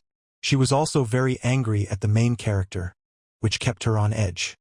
The woman was deeply worried about her husband, especially since he hadn't returned home. Moreover, during their last encounter, they had fought and he had been very drunk. Such thoughts could drive her mad, but there was nothing she could do about it. Meanwhile, the two brothers, having climbed a mountain, began scattering the ashes of the deceased elder over the settlement, as the village chief had instructed. They believed that after death, the man could find peace and enter a better world. When the task was completed, they decided to call the chief and inform him of everything. But the conversation with him was very tense and a new responsibility weighed on the men. The chief was very concerned that the men were the only witnesses to the elder's death and had found his body. Therefore, no one in the settlement should suspect what had really happened. At the cost of their own lives, the men had to keep silent and tell no one about it. The next day, a new meeting was held in the settlement regarding Song-sik's disappearance. There were many people present and the girl realized that the main character had arrived first. But he replied that he was just curious about what had really happened to the missing person and how his mother, whom everyone was talking about, might be involved. However, it seemed his words sounded uncertain and the girl regarded him with skepticism. After a while, No Suk-dae began his speech. He spoke about the missing man and how he had indeed been wandering around the settlement. trying to kill innocent people. Moreover, the elder had rejected the mother's mercy, attacking the girl, and then fled the settlement. But since he was a member of their community, the search for him hadn't stopped and many people were involved. Suddenly, one of the brothers who had been searching for him the previous night began to speak. He assured everyone that they had scoured the entire area and still hadn't been able to find Song-sik. Hearing this, the main character began to smile as he was the only one who knew what had really happened. He was also constantly watching the dead man's wife. He suspected that soon her patience would wear thin and she would unleash her anger on everyone. Especially after the news that the old man hadn't been found. The woman nervously began to clench her fists, barely able to contain her rage. Unable to hold back any longer, tears in her eyes, she began to shout at everyone present, unable to believe that even after so much effort and searching, her husband could just vanish. Hearing this, Hyunseop lifted his gaze and looked directly into the poor woman's face. His brother did the same, looking at the woman with a puzzled expression. The chief also joined them, raising his eyes to the grieving woman, who continued to cry but could do nothing. Only the main character held himself together. He looked very tired and was the only one who had known everything from the very beginning. The woman, who kept falling to the ground and getting back up, said that he had last said goodbye to her before going somewhere. It was very strange as she hadn't seen him at all since then and hadn't heard anything about him. Hyunseop wanted to approach the poor woman and try to comfort her. However, the chief managed to grab him by the leg and stop him at the last moment. It seemed Hyunseop realized his mistake, as this could cast doubt on the truth of his own words. So slowly he began to turn back to his place. The woman couldn't calm down and continued to cry. Suddenly, she turned and looked at the main character, who was sitting in the crowd and staring right into her eyes. At the top of her lungs, she screamed that he was the murderer. At that moment, most people turned to look at Hyo Myong. Everyone was staring at the guy who had been accused of a brutal crime. The chief also joined the crowd and began searching for Hyo Myong with his gaze. The woman continued, saying she had seen blood on his clothes, so she was sure he was the criminal. Suddenly, Ja-eun looked at the main character in shock. She couldn't believe such an accusation. But the guy remained calm and didn't want to listen to the accusations directed at him. Besides, the woman had apologized to him just the night before, which he pointed out to the crowd. So he stood up and was about to leave, as he felt he had had enough. But the woman, again accusing him, tried to stop him, calling him a coward. Hyo Myong saw no reason to stay there any longer as he vehemently denied his guilt and wouldn't accept any accusations. The woman, who had also stood up, asked whose blood it really was on his clothes. But the guy didn't consider the blood on his clothes a serious accusation. Moreover, he accused the woman of lying, as that could also lead to serious punishment. At that moment, the woman calmed down a bit, realizing that the evidence of the hero's involvement wasn't really substantial. Suddenly, Ja-eun, who had been sitting quietly until then, began to fidget and she couldn't help but draw attention to herself. She stood up and shouted to the whole room that it wasn't Song-sik's blood. But the old woman looked at her in surprise as she hadn't expected the girl to defend the main character. Ja-eun began to explain that when the elder attacked her, Hyo Myong had tried to protect her, and during the struggle, the elder had managed to injure him, so it could have been Hyo Myong's blood. As proof, she pointed out the injury on the guy's chin. It seemed she was speaking convincingly, and this greatly helped the main character. Moreover, she put the woman in a very uncomfortable position, and the chief, who had been closely watching the developments, suddenly became very serious. The girl's words indeed seemed very logical to him, and he appeared convinced that the hero wasn't involved. Instead, he asked the woman what she thought about it. However, she couldn't respond. The chief understood the woman's feelings and tried to share her pain. He bowed to her and said he wouldn't allow anyone to treat new family members the way she had. Furthermore, he suspected the woman was possessed by evil spirits, as she wouldn't behave like that, and he intended to pray for her to her mother. Seoko and Hyunseop were to continue the search for the missing man as the chief had promised. With that, the meeting could be considered over, and No Suk-dae announced that everyone was free to go. So people began to disperse, leaving the room one by one. The girl who approached the main character said he owed her. But her behavior irritated the man, who had tried to get her attention the night before and had run into her father. Meanwhile, the chief and the two brothers remained in the room, and the man ordered them to search the main character's house. It seemed he suspected Hyo Myong, and truly terrible events awaited ahead. Meanwhile, events shifted to the police station. A lot of time had passed since the last murder, and the case hadn't progressed, with the killer still at large. The policeman wanted to punish the two detectives for making the case public but failing to find the murderer after all this time. And the guys, with no choice, had to endure it all. Despite only 10 days having passed, the investigator didn't believe the guys could uncover the real criminal. His trust had been shaken and he considered their actions disgraceful. Moreover, they had no information besides a photo of the suspect from a surveillance camera. But the guys were convinced that the best way to stop the murders was to present their society, and that's what they wanted to do. However, the investigators and police faced immense pressure after turning the case into a public investigation and putting it on display. At that moment it was the loudest case, so criticism from others was entirely expected. But the guys assured that their boss had agreed to this risky move and was not against trying to prevent future murders through publicizing the news. Still, the guys had to put in all their efforts to find the likely murderer, as the management was already waiting for the investigation to conclude. For this, all possible surveillance cameras near the crime scene were checked, but no one resembling the suspicious man in the photo could be found, and tracking him wasn't easy. Furthermore, the chief hoped to find the suspect through a backpack or a piece of clothing. But this step was anticipated and people with similar clothing were checked and detained. The police had no choice but to restart their search from scratch and try to find more evidence. So ahead lay hard work and relentless searching. After a while, the guys discussed their future plan of action in their office. They were going to call in the girl who was the daughter of the deceased, but they quickly abandoned that idea as it seemed too much. Even with the boss's instructions, this idea felt abnormal and too traumatic for the child herself. Moreover, the men didn't know what questions could be asked of the child, as everything had ended before she arrived, and her parents were already dead. Suddenly, someone entered the guy's office. Kong turned his head to the guest. As it turned out, they had brought in the daughter of the victims. But it was so unexpected for the men that Kong, the lead detective, stood up from his chair. It was clear that the girl was genuinely nervous. She said she had only learned about the incident a few days ago. Therefore, she hoped she could help find the murderer who took her parents away. Delighted that the girl had expressed a desire to share everything, the detective wasted no time and began asking her questions. Gathering her strength, the tearful girl informed them that one of her father's cars was missing and she believed the murderer might have escaped in it from the crime scene. This detail surprised the detective, as he hadn't thought the murdered man could have two cars. And this detail hadn't been considered during the investigation. Meanwhile, events shifted back to the settlement, where the main character was sorting his belongings at home.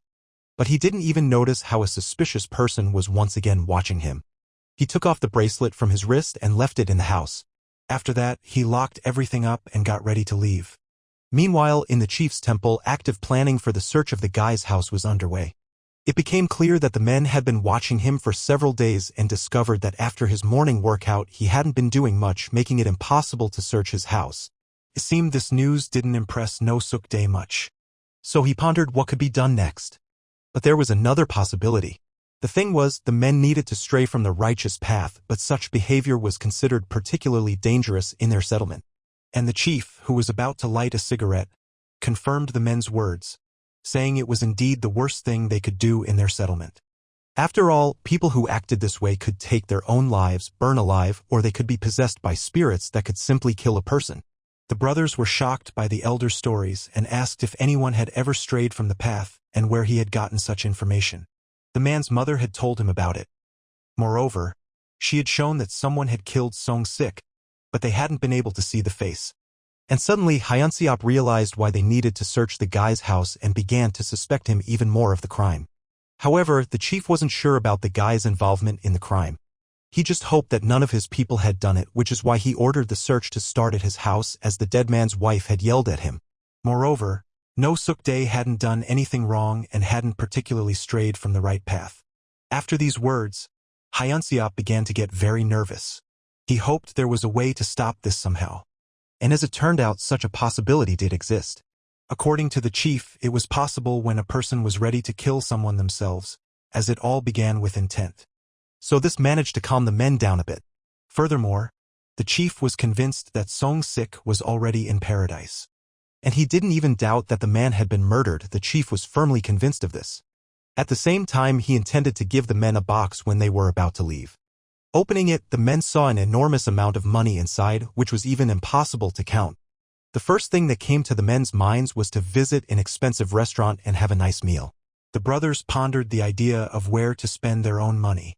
After taking another look at the stack of cash and assessing the amount, they reached an agreement. They decided to relax that evening.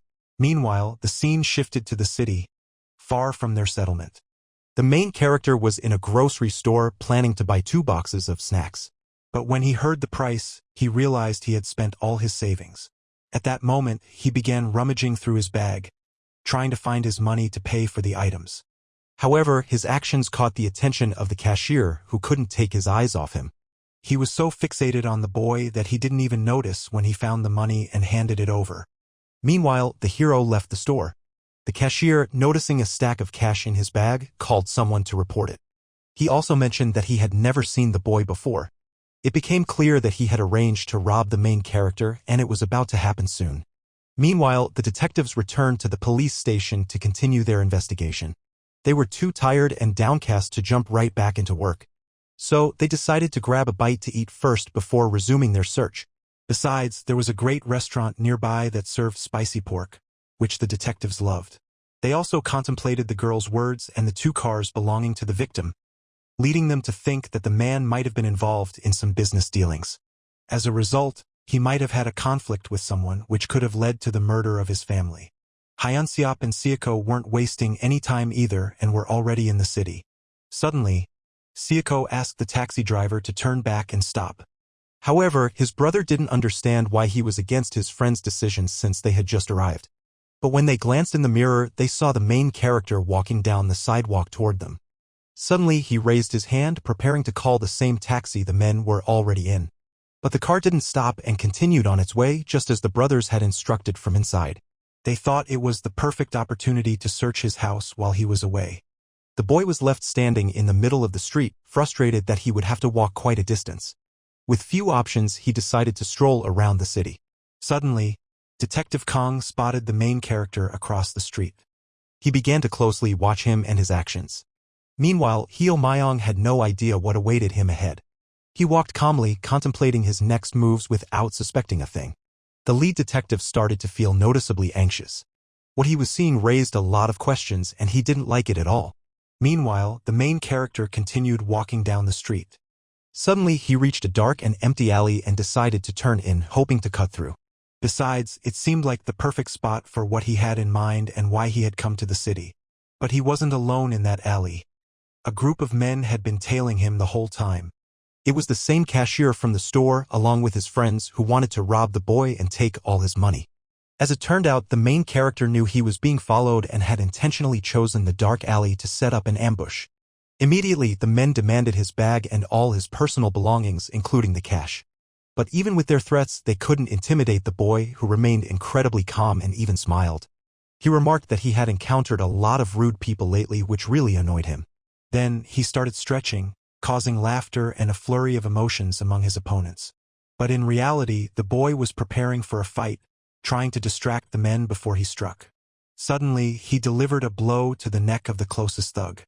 After that, he grabbed the man by the neck, not allowing him to break free or retreat to safety.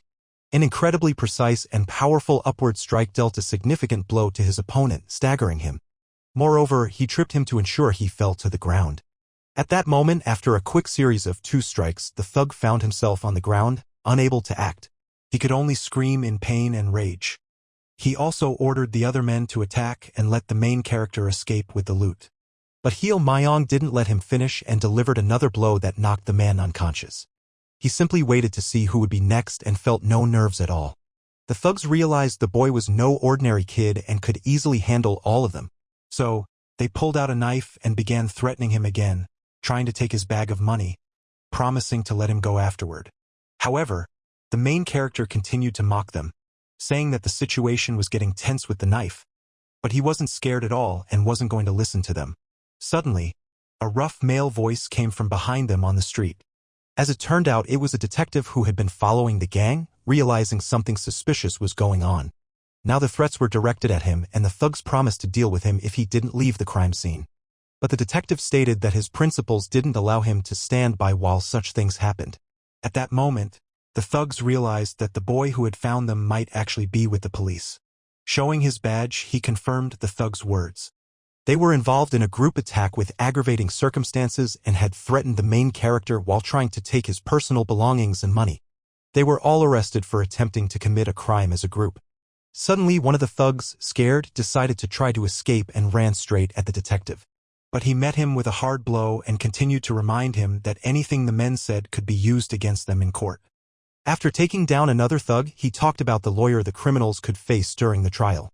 He also mentioned that he wouldn't have to use physical force if they had just listened and followed all the orders. The main character, who was just observing all the events, remained calm and didn't react to what was happening. He decided to leave the crime scene without waiting to see how it would all end. However, the police officer who had come to help him didn't understand this behavior. He tried to shout after him and stop him, but it didn't yield any results. Meanwhile, the scene shifted back to the settlement at the main character's house. Sayako and Hyunseop had already arrived at the settlement and were ready to start searching his house. But they were trying to come up with a plan and a way to get inside without making noise. The older brother wanted to boost Hyunseop over the fence and then climb over himself to open the door from the inside. Making sure no one was around, they began to climb. Within seconds, Hyunseop was inside and looking around. He tried to take in his surroundings and carefully inspect all the objects around him for anything suspicious. But finding nothing, he simply opened the gate for Sayako. Both men were inside and ready to start searching the house, not wanting to waste any time. Moreover, the brothers didn't even notice that the house was completely empty and that a bracelet left by the boy was lying at the entrance. Meanwhile, the main character was returning to the settlement, having called a taxi for himself. Sitting in the back of the car, he thought about what had happened and what role the detective was supposed to play in his life.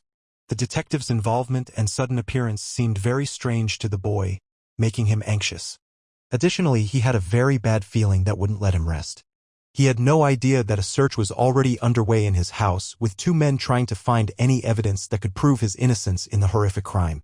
But aside from some rags and odd items, they found nothing. Suddenly, Hyunseop felt a hand on his neck. He was startled and froze in place, not thinking it could be his brother, who was supposed to be on watch to ensure the boy didn't return. He calmed down and asked the man to let him go, but he continued his search. However, Sayako was unhappy that his friend had made a complete mess in the house which could give away their presence. So, he ordered him to put everything back as it was and to clean up before the main character returned. Besides, it was already late and they had very little time to get everything done. Therefore, Sayako went back outside to keep watch while his partner continued searching and started cleaning up the house. The door closed and the man was left alone in the house. Rubbing his neck, he smiled. He considered his brother a real jerk, but kept it a secret since he was much stronger than him. Meanwhile, the main character continued to approach the settlement and would soon be home. Suddenly, the driver began to brake, informing the hero that there had been an accident or some other incident on the road. But the boy wasn't surprised. He already knew the reason for the stop. Ahead, police officers were standing with flashing lights, indicating that the road might be closed. Hyo Myong suddenly ordered his driver to stop for a moment. This made the driver think the boy just wanted to check out what had happened. Besides, the main character simply wanted to smoke and take a little break. The road ahead was indeed closed and police officers were checking every vehicle without exception. Meanwhile, a crane was trying to retrieve a submerged car from the river that had somehow ended up there. Watching this, the hero remained completely calm and didn't react to what was happening. Meanwhile, the taxi driver, astonished, observed all the events. The police officer was keeping an eye on their actions, ordering them not to approach the scene of the incident as it was dangerous. In the meantime, the boy finished his cigarette. Turning to the taxi driver, he informed him that he was ready to go. Immediately, the taxi driver set off, asking the boy for the exact address of where he wanted to go. But the hero didn't respond, making the driver anxious. Suddenly, the boy shouted at the top of his lungs, startling the driver so much that he jumped in his seat. Meanwhile, the detective arrived at the scene where the car had been found. He was investigating the murder case and this detail was very important. He couldn't understand how the car had been found as there were no surveillance cameras nearby and how the car ended up in the water was a mystery. Therefore, he praised his colleagues for their hard work and such an important discovery. The taxi continued to move and soon the boy would be home. Suddenly, he began to laugh hysterically, which further frightened the driver. The thing was, the main character was just a few meters away from the detective who was trying to find him and he didn't suspect a thing. Meanwhile, the search in the main character's house continued. Hyunseop was very angry that he had to clean up in the main character's house since he never did that in his own home. But he understood that he was to blame for what he was doing now and he had no time, so everything had to be done quickly and efficiently without unnecessary chatter. And the hero had already arrived in the settlement. The car stopped in the middle of the street, just short of his house. Also, Ja-eun was passing by, completely unaware that the main character was in the car that had stopped next to her. So, as she walked by, she didn't pay any attention to the taxi or who was inside. But suddenly, she heard the boy's voice asking her if her ice cream was good and what she was doing out so late. In reality, she was very happy to see him and asked where he had been and why he had such a big bag. As it turned out, he had gone to the city for shopping and stocked up on essentials. He also had a gift for the girl that he bought at one of the city stores. Seeing his package, the girl was pleasantly surprised and very curious. The boy quickly left her and headed home, wanting to rest after a long day and trip. He brought her a lot of sweets from the city. And she, with a full bag of sweets, blushed and was impressed by the boy's behavior. At the same time, Seiko arrived at the elder's house to report on the results of the search of the main character's house. They found nothing and couldn't raise any suspicions about the boys. The elder was shocked, as he had expected more and had high hopes for the search. But he was glad that the hero was in no way involved in the crime and didn't seem too disappointed. Still, he was tormented by the question of what had really happened to the old man and who his murderer was. And judging by his injury, one could logically conclude that he had been killed with a heavy blow from an axe right in the back. These words made no Sukde ponder. It seemed he understood everything and began to laugh hysterically. The man who witnessed everything and saw his behavior couldn't respond and didn't know how to react to such a thing. However, No Sukde noticed that Hyunseop was not with him and inquired where he had disappeared to and why he hadn't come to his house. Then he learned that his partner had stayed in the main character's house to clean up the mess he had made and ordered him to take care of it immediately. However, the main character's house was clean and tidy. Hyunseop turned off the lights, cleaned up after himself, and was preparing to leave the house. However, at that very moment, the main character was just nearby. But he wasn't in a hurry to enter the house. Instead, he crouched down by the gate. The rubber band he had intentionally left the day before was not where he expected it to be, and he realized someone had been inside the house. Hyunseop was completely oblivious and had already started to relax. But suddenly, he heard the gate to the street creaking open. This terrified him as he understood that the main character could be returning. Therefore, he could be in serious trouble and he needed to think of something fast. Slowly, the guy walked through his own yard, searching for clues about someone's visit. The first thing that caught his eye was a pair of shoes left by his front door. This led him to think that there might still be people inside and he could catch them off guard. Realizing the seriousness of his predicament, Hyunseop tried to come up with a plan and looked for a place to hide. But it was already too late as the main character had entered the house. After checking a few rooms, he walked into the living room. Opening the door, he began to carefully scan the area, hoping to spot the intruder. But nothing suspicious caught his eye, and he didn't see anyone. He started to look around again, searching for signs on the carpet or any other suspicious items. Then, in the adjacent room, he heard a suspicious sound that piqued his interest. Without wasting any time, the guy rushed in, trying to catch the thief. Meanwhile, Hyunseop, who had managed to buy himself a little time, was trying to squeeze through the bathroom window. The main character noticed him and lunged to grab him, determined not to let him escape his house. However, he didn't realize it was Hyunseop yet as he couldn't see his face clearly. He almost managed to catch him, but at the last moment the man squeezed through the narrow window and fled the house. The drop was quite high, and he landed painfully on the hard concrete. Despite the sharp pain from the fall, he couldn't afford to wait. He had to keep running. So, getting back on his feet, he tried to make his way to the exit. However, he realized he had wasted too much time when he saw a guy coming out of the house and quickly approaching him. Understanding the seriousness of the situation, the man started to run, trying to shake off his pursuer. But Hyo Myung was much faster and in far better shape than his opponent. So, he quickly closed the gap on the fleeing man. Hyunseop had no chance of escaping, and it became clear that the hero would catch up to him very soon. In fact, it happened so quickly that the man didn't even manage to reach the street. With all his strength, Hyo Myung pulled him back. He threw him to the ground behind him. The thief lay on the ground while the guy, tying back his hair, tried to figure out the reason for his visit and what he was looking for in his house. But it was clear that the elder had believed the murdered woman and sent them to search, suspecting the main character of the crime, although he had no evidence. He began to approach the man, continuing to talk about the nonsense the woman had told him. Grabbing him by the neck, Hyo Myong started to choke the man. Moreover, he knew he hadn't been liked from the start, and his brazen behavior had raised many questions. However, no one should behave like that and so boldly enter his house. With each passing second, he tightened his grip on the man's neck, easily capable of choking him. The man, in turn, tried to call for help and break free, but he didn't have enough strength. After a while, he began to lose consciousness as his air supply was cut off. The guy was satisfied with his work, as the man had lost consciousness and wasn't responding at all. Meanwhile, the investigators continued to examine the found car, trying to find new evidence and connect it to the recent murder. They were very attentive to every detail, looking for something new. In their profession, it was also important to remain cool-headed and assess the situation clearly.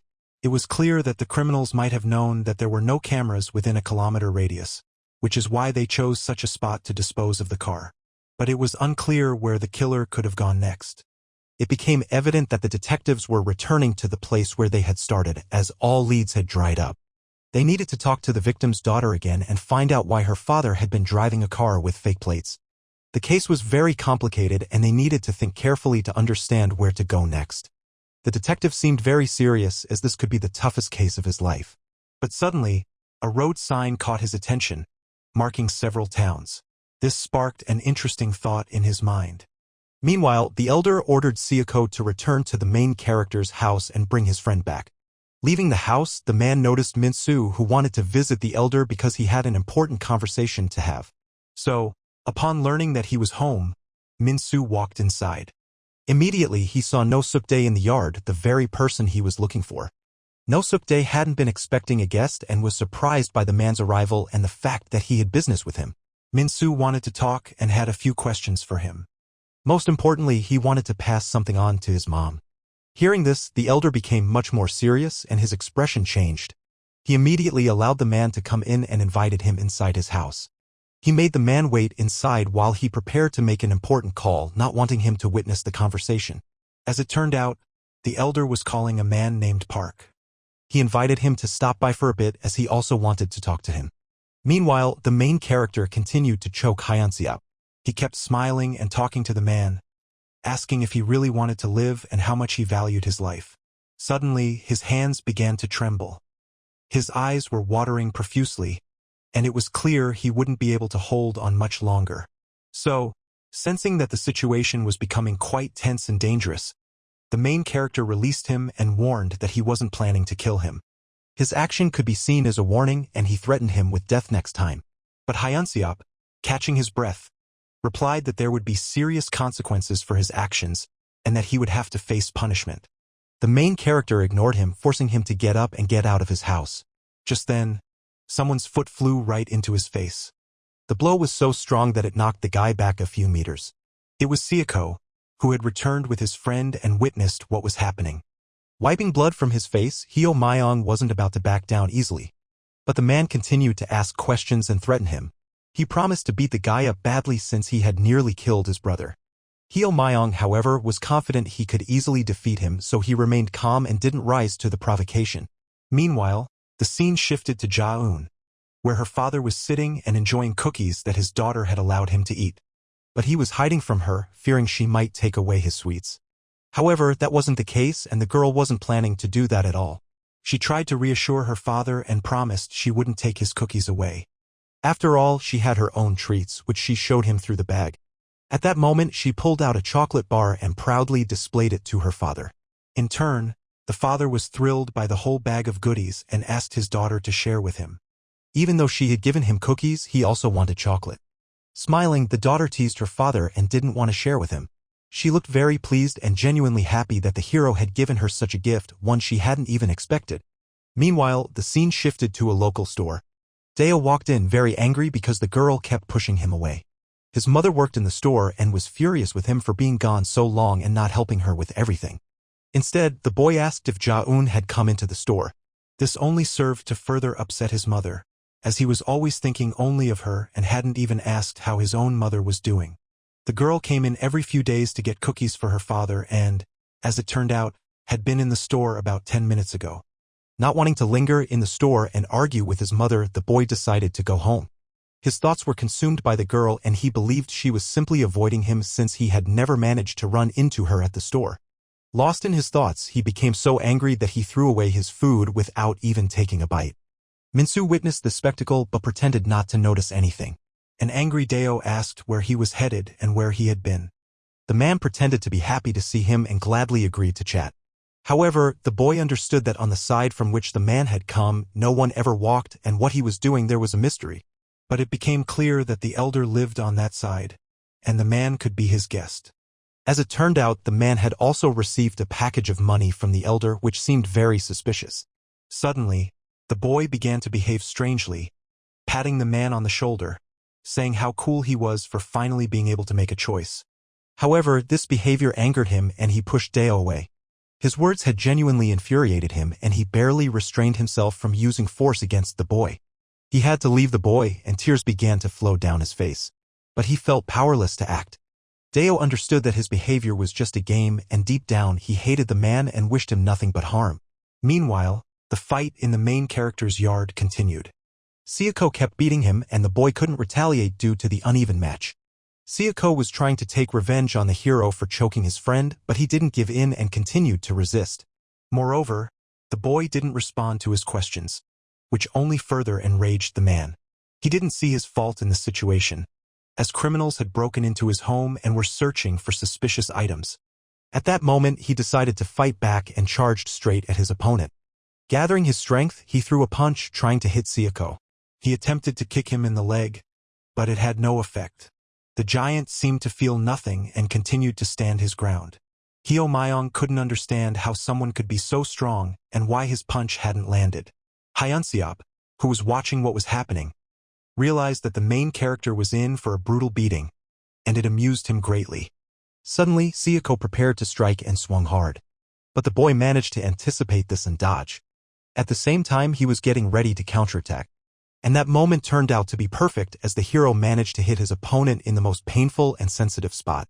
The man's face contorted from the blow and he tried to endure the excruciating pain that overwhelmed his body. Moreover, he grabbed the main character by the hair. Pulling him away, he prepared to strike.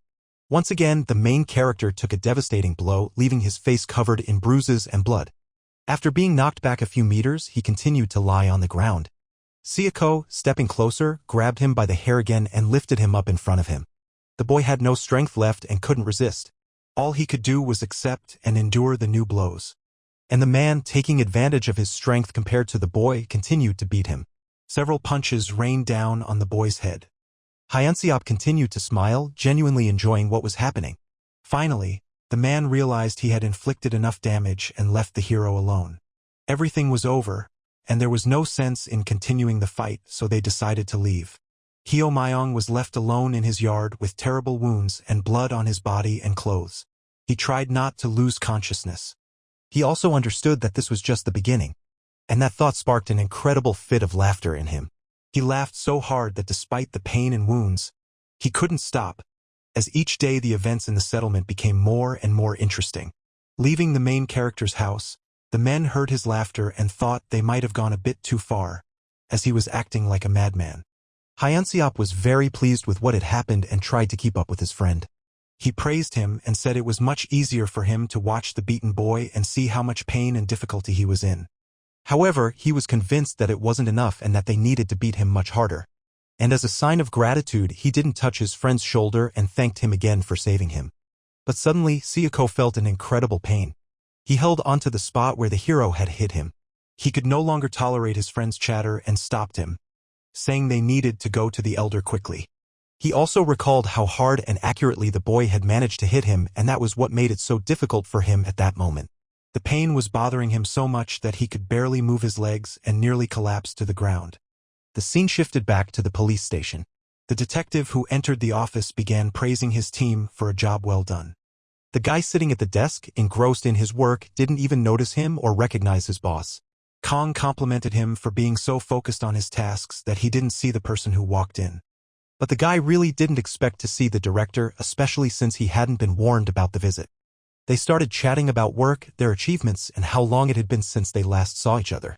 However, Kong didn't have time for personal matters. He was trying to crack what he believed was the toughest case yet. Moreover, 3 men were about to be brought into the station whom he had managed to apprehend the day before for robbing the main character. It was clear that they had been caught right after the attack even without an investigation since their guilt was so obvious. The detective was eager to talk to those thugs being brought into the station. But his friend misunderstood him as he didn't know what could be discussed with those criminals. Meanwhile, the beaten Hyo Myong sat outside his house smoking. He was stunned by the brute's strength and realized he wouldn't have been able to handle him with just his fists. Suddenly, he noticed a very strange detail on his own house. One board in the ceiling wasn't nailed down properly and could fall off. This irritated him greatly, so he decided to try to fix the problem somehow. Jumping up, he tried to hammer it back in with his fist. But he quickly realized that was a bad idea. The board completely detached and nearly knocked him out as it fell to the ground. Letting out a heavy sigh, he understood that was a mistake and now he'd have to repair what was broken.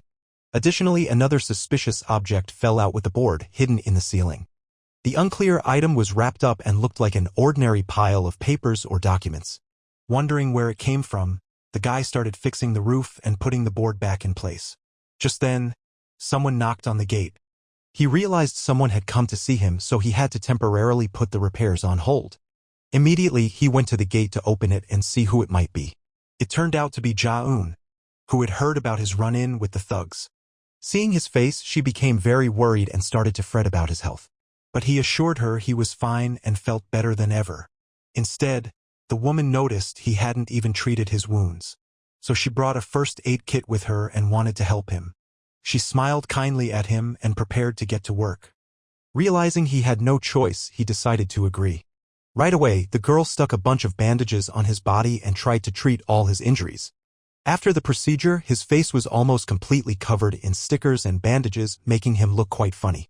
The ointment and band-aids she applied to his bruises and cuts were supposed to help him. But the guy was surprised at how she found out what had happened. Although he understood that news about the incident in the settlement had spread quickly, and surprisingly he managed to stay alive after the encounter with such a strong enemy.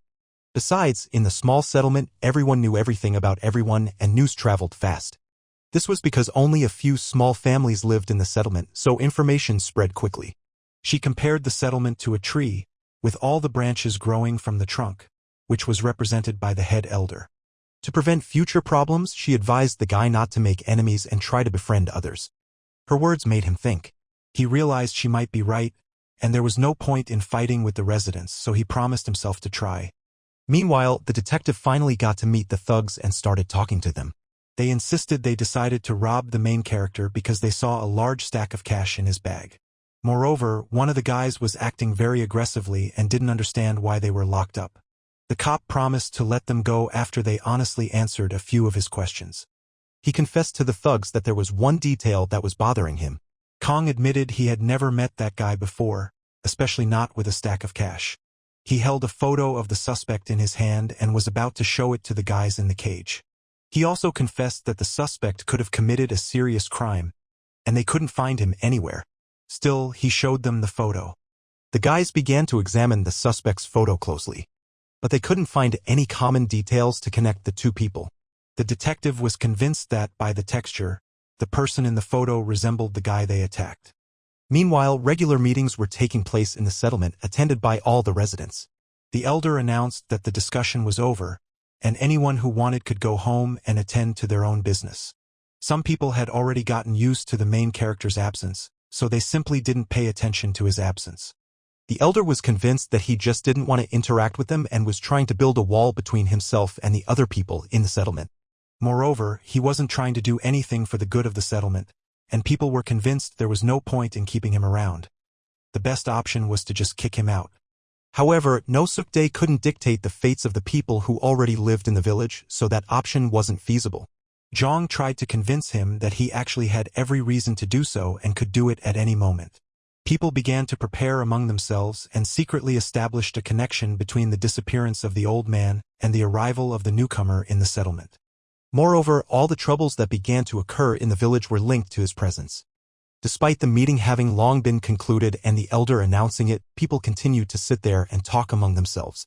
No Suk-dae suspected that people were worried about what was happening and needed to address the issue. A girl who was part of the conversation was very nervous and couldn't handle the tense atmosphere. Suddenly, footsteps were heard at the door. It became clear that someone had arrived at the meeting, albeit late. When the door to the room opened, everyone saw Hyo Myong standing there. The residents of the settlement were very surprised.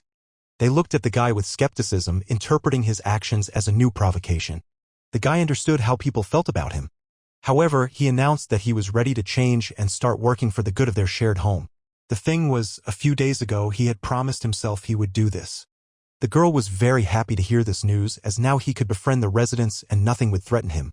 However, Jaeun was already planning to leave since she had a lot of her own things to do. The guy thanked her for her help. As a farewell, she gave him her charming smile. And then she disappeared, leaving the main character alone with his thoughts. The guy understood that after getting closer to the other residents, it would be much easier for him, especially since he already knew a lot about the village, having explored it thoroughly during his walks. Moreover, the discovery in his roof included documents and bank accounts, and he couldn't figure out how they ended up there. Plus, his curiosity was driving him crazy. Standing before the crowd, the main character pondered where to start his path to reconciliation. It seemed that only Jaeun was glad to see him and greeted him. But No Suk-dae sensed something strange in his behavior, as the guy had previously rejected a similar offer. It seemed he had some sort of plan he was preparing for. However, he immediately dismissed such assumptions. Besides, he had an alibi. After all, he was the first one accused of murdering the sick old man. Also, his house had been turned upside down and searched, which was very humiliating and degrading. And it seemed to him that it was all because he was the newcomer in the settlement, and they wanted to pin all the troubles happening around on him. Understanding that the guy was telling the truth, the elder apologized for what had happened, as the missing man had been his close friend, and he couldn't calm himself. But the main character understood how deceitfully the elder had lied to his people, as the body of the man had been burned on his orders. No Suk-dae continued to say that he should play a certain role in the life of the settlement to finally be accepted as a legitimate resident. The hero added that he really wanted to find common ground with everyone. Suddenly, for some unclear reason, the elder crossed his fingers. Perhaps it was some sort of ritual, or maybe he was just trying to lie again. But in the end, he agreed and allowed the guy to patrol the settlement with his subordinates. These conditions completely satisfied him. That evening, the guy was supposed to start patrolling the outskirts of the settlement and already allowed himself to be a bit late, which annoyed his new colleagues. After what had happened, it was hard to imagine how they would find common ground and work together on tasks. Moreover, it was unclear why the elder decided to put everyone on patrol together instead of dividing the duties among them. Most likely, there were certain reasons for that which no one knew about. After a while, the main character finally arrived at the meeting place with his new colleagues. He wanted them to bring him up to speed and tell him what he needed to do. Right away, he was met with a wave of negativity from Hyun-seop, who accused him of being rude and of being late. But Seoko agreed to explain everything. The men set off down the road together. Surprisingly, Hyo Myong even apologized for his tardiness, which was something incredible for him. But Seoko didn't like that the men were standing around doing nothing, so he ordered them to follow him again. Eventually, everyone agreed. They headed to an unknown place along the road, shining their flashlights. Every evening, they needed to patrol the settlement and check if everything was all right, and also see if anyone from outside had gotten in. Outsiders were viewed with great suspicion in the village, as everyone was very skeptical about their presence. And for that reason, the guy tried to argue that a person could be a distant relative of a certain resident. This helped him criticize their approach. Along the way, they encountered Deo, the same unfortunate lover whose face resembled that of a pig. They shone the light directly in his face, forcing him to shield himself from the bright light. This made Hyun-seop laugh, and he mocked Deo. Suddenly, Deo started talking about how there were no problems with the goods, but abruptly fell silent. Hyun-seop noticed this and tried to get him to keep talking and tell everything as it was. However, the guy wanted to discuss it later, in private, as it seemed he didn't trust the main character and thought he might hear too much. But it was clear that the men were trying to hide something and seemed to be involved in something illegal. So, after saying goodbye, the men went their separate ways. Hyun-seop and Seoko planned to go check a house nearby but didn't want to take the main character with them, ordering him to wait outside. In that house lay a sick resident of the settlement who needed constant supervision, and if his words were to be believed, that's what they did every evening. But everything had to be done quickly because they still needed to patrol the entire settlement. So, leaving the guy behind, they headed toward the house. Hyo Myung pretended everything was fine and that he trusted them. But he knew the men were lying to him and hiding something terrible from him and the entire settlement. The scariest part was that the elder himself could be at the head of it all, giving the men all the orders. The hero couldn't wait for the resolution but had to pretend he was on their side. After a while, they were already inside the house and quickly came back out. As it turned out, that was the only house that needed to be checked in that manner, and then they had to continue checking the settlement. The guys were about to move on, but Hyo Myung couldn't stop thinking and analyzing what had happened. He believed the men had something to hide, but he couldn't decipher their secrets yet. After some time, they had patrolled the entire settlement and the job could be considered complete, which turned out to be much easier than it had seemed at first. After the workday, they could go home, which was what Hyo Myung planned to do. However, the men weren't in a hurry to leave and were supposed to meet with a guy who looked like a pig to discuss the details of the case. Still, Hyunseop felt very tired and planned to leave them and head home to rest. And one last time, as a farewell, he shot a glance at the main character from the corner of his eye. Meanwhile, Seoko met with his accomplice. The guy offered him coffee, but it was unclear why he had kept quiet about the goods in the presence of the main character. It seemed something was off, and his behavior made it easy to understand that. As it turned out, there were actually no goods, as none of the people responsible for the delivery were responding. Seoko didn't like this at all, and what he heard made him seriously anxious. In the same house that the men had checked, there lay a man who couldn't sleep. The old man's whole body ached and itched incredibly. The pain was so intense that the poor guy nearly scratched the skin off his neck, arms, and other parts. Suddenly, someone entered the house where the old man was. It was the main character, who had come back to check what was really happening in that house he hadn't been allowed to enter. Smiling, he greeted the old man. As it turned out, Deo had been trying to reach the couriers for several days, but it was all in vain.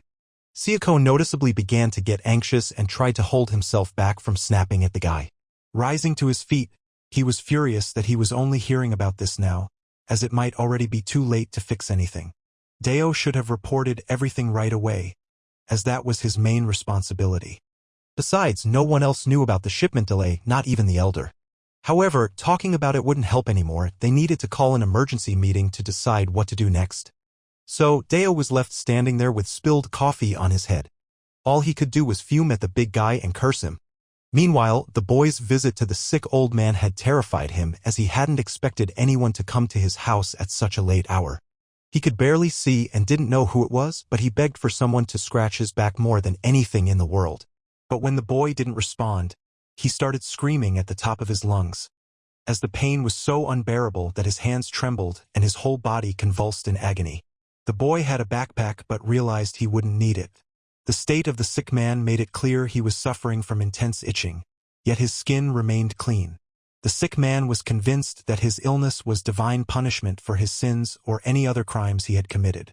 Hearing this, the hero became curious about what he could have done to deserve such harsh punishment. The sick man believed that the tree he had once cut down was the source of his misfortunes and had affected his health. This was what angered the gods, and he had to suffer until the end of his days. Suddenly, the boy thought of the sacred tree at the edge of the settlement. He noticed it had been cut down even before he arrived. Moreover, he was holding a pillow that was covered in some strange substance. The sick man continued to scream and blame himself for cutting down the tree despite all the warnings and prohibitions. His grandmother Jong had warned him about it, but that hadn't stopped him either. Now he felt so terrible that he was ready to claw his own eyes out and tear at his body. The boy stepped closer to the man. He pressed the end of the pillow to the man's mouth, triggering an incredible cough along with bleeding. Suddenly, the man stopped resisting and calmed down. It seemed he was beginning to die or was already dead. As a result, he no longer breathed and lay dead in his own bed. The boy, with cold-blooded cruelty, committed his crime again. However, he thought the old man had simply lost consciousness. Putting on gloves, he believed everything was under control.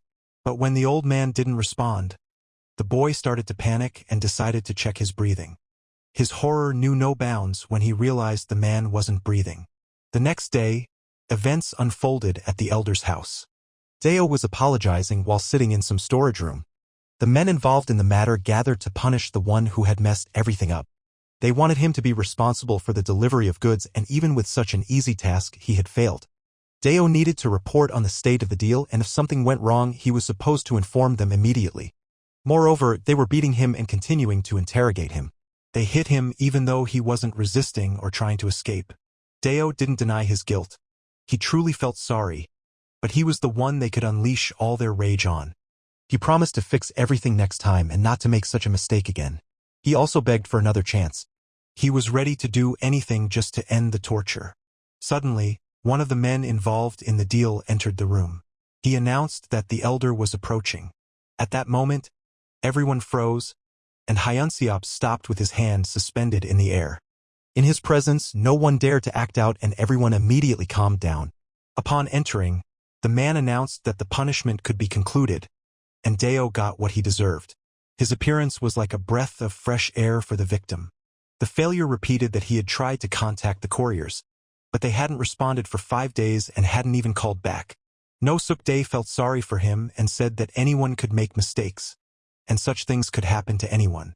In any case, it was the last delivery, and the goods wouldn't just disappear, so there was no reason for the man to worry. But what interested him most was why the couriers hadn't responded and what could have caused such behavior. No Suk-dae insisted that the boy find out everything. The way he pitifully leaned down to his feet greatly amused him.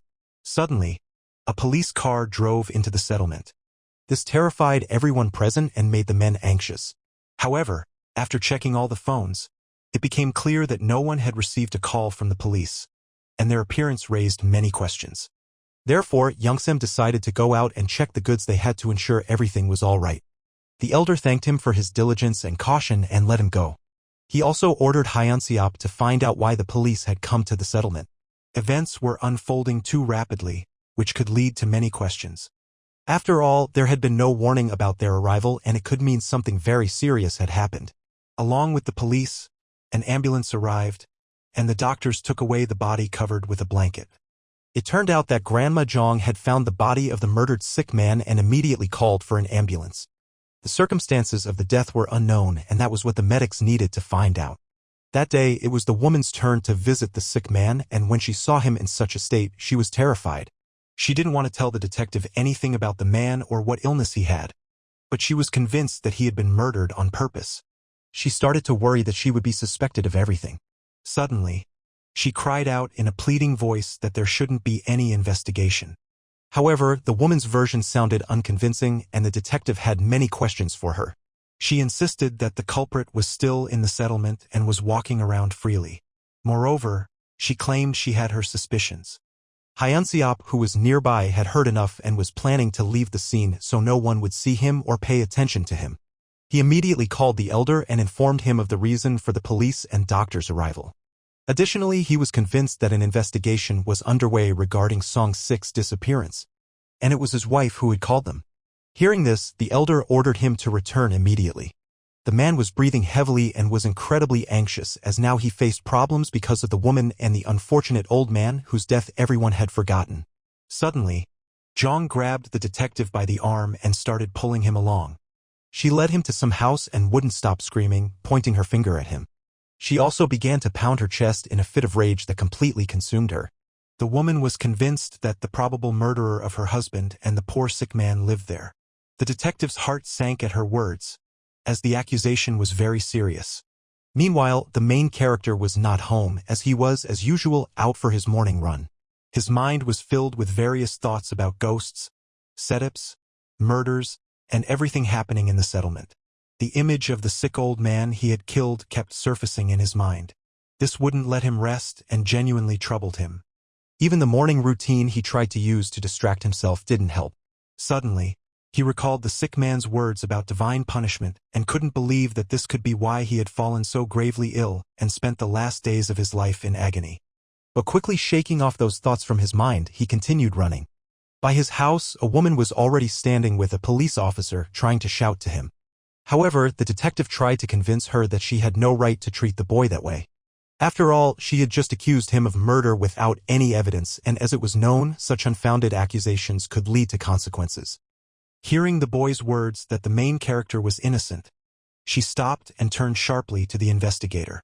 This irritated her greatly, as deep down she blamed Hyo Myong for all her troubles. But indeed, the investigation hadn't even started and there was no evidence against him. Suddenly, Hyo Myong himself appeared, addressing the woman, saying she had no right to accuse him and make him guilty. He immediately introduced himself to the detective and stated that he was the owner of the house they were trying to enter.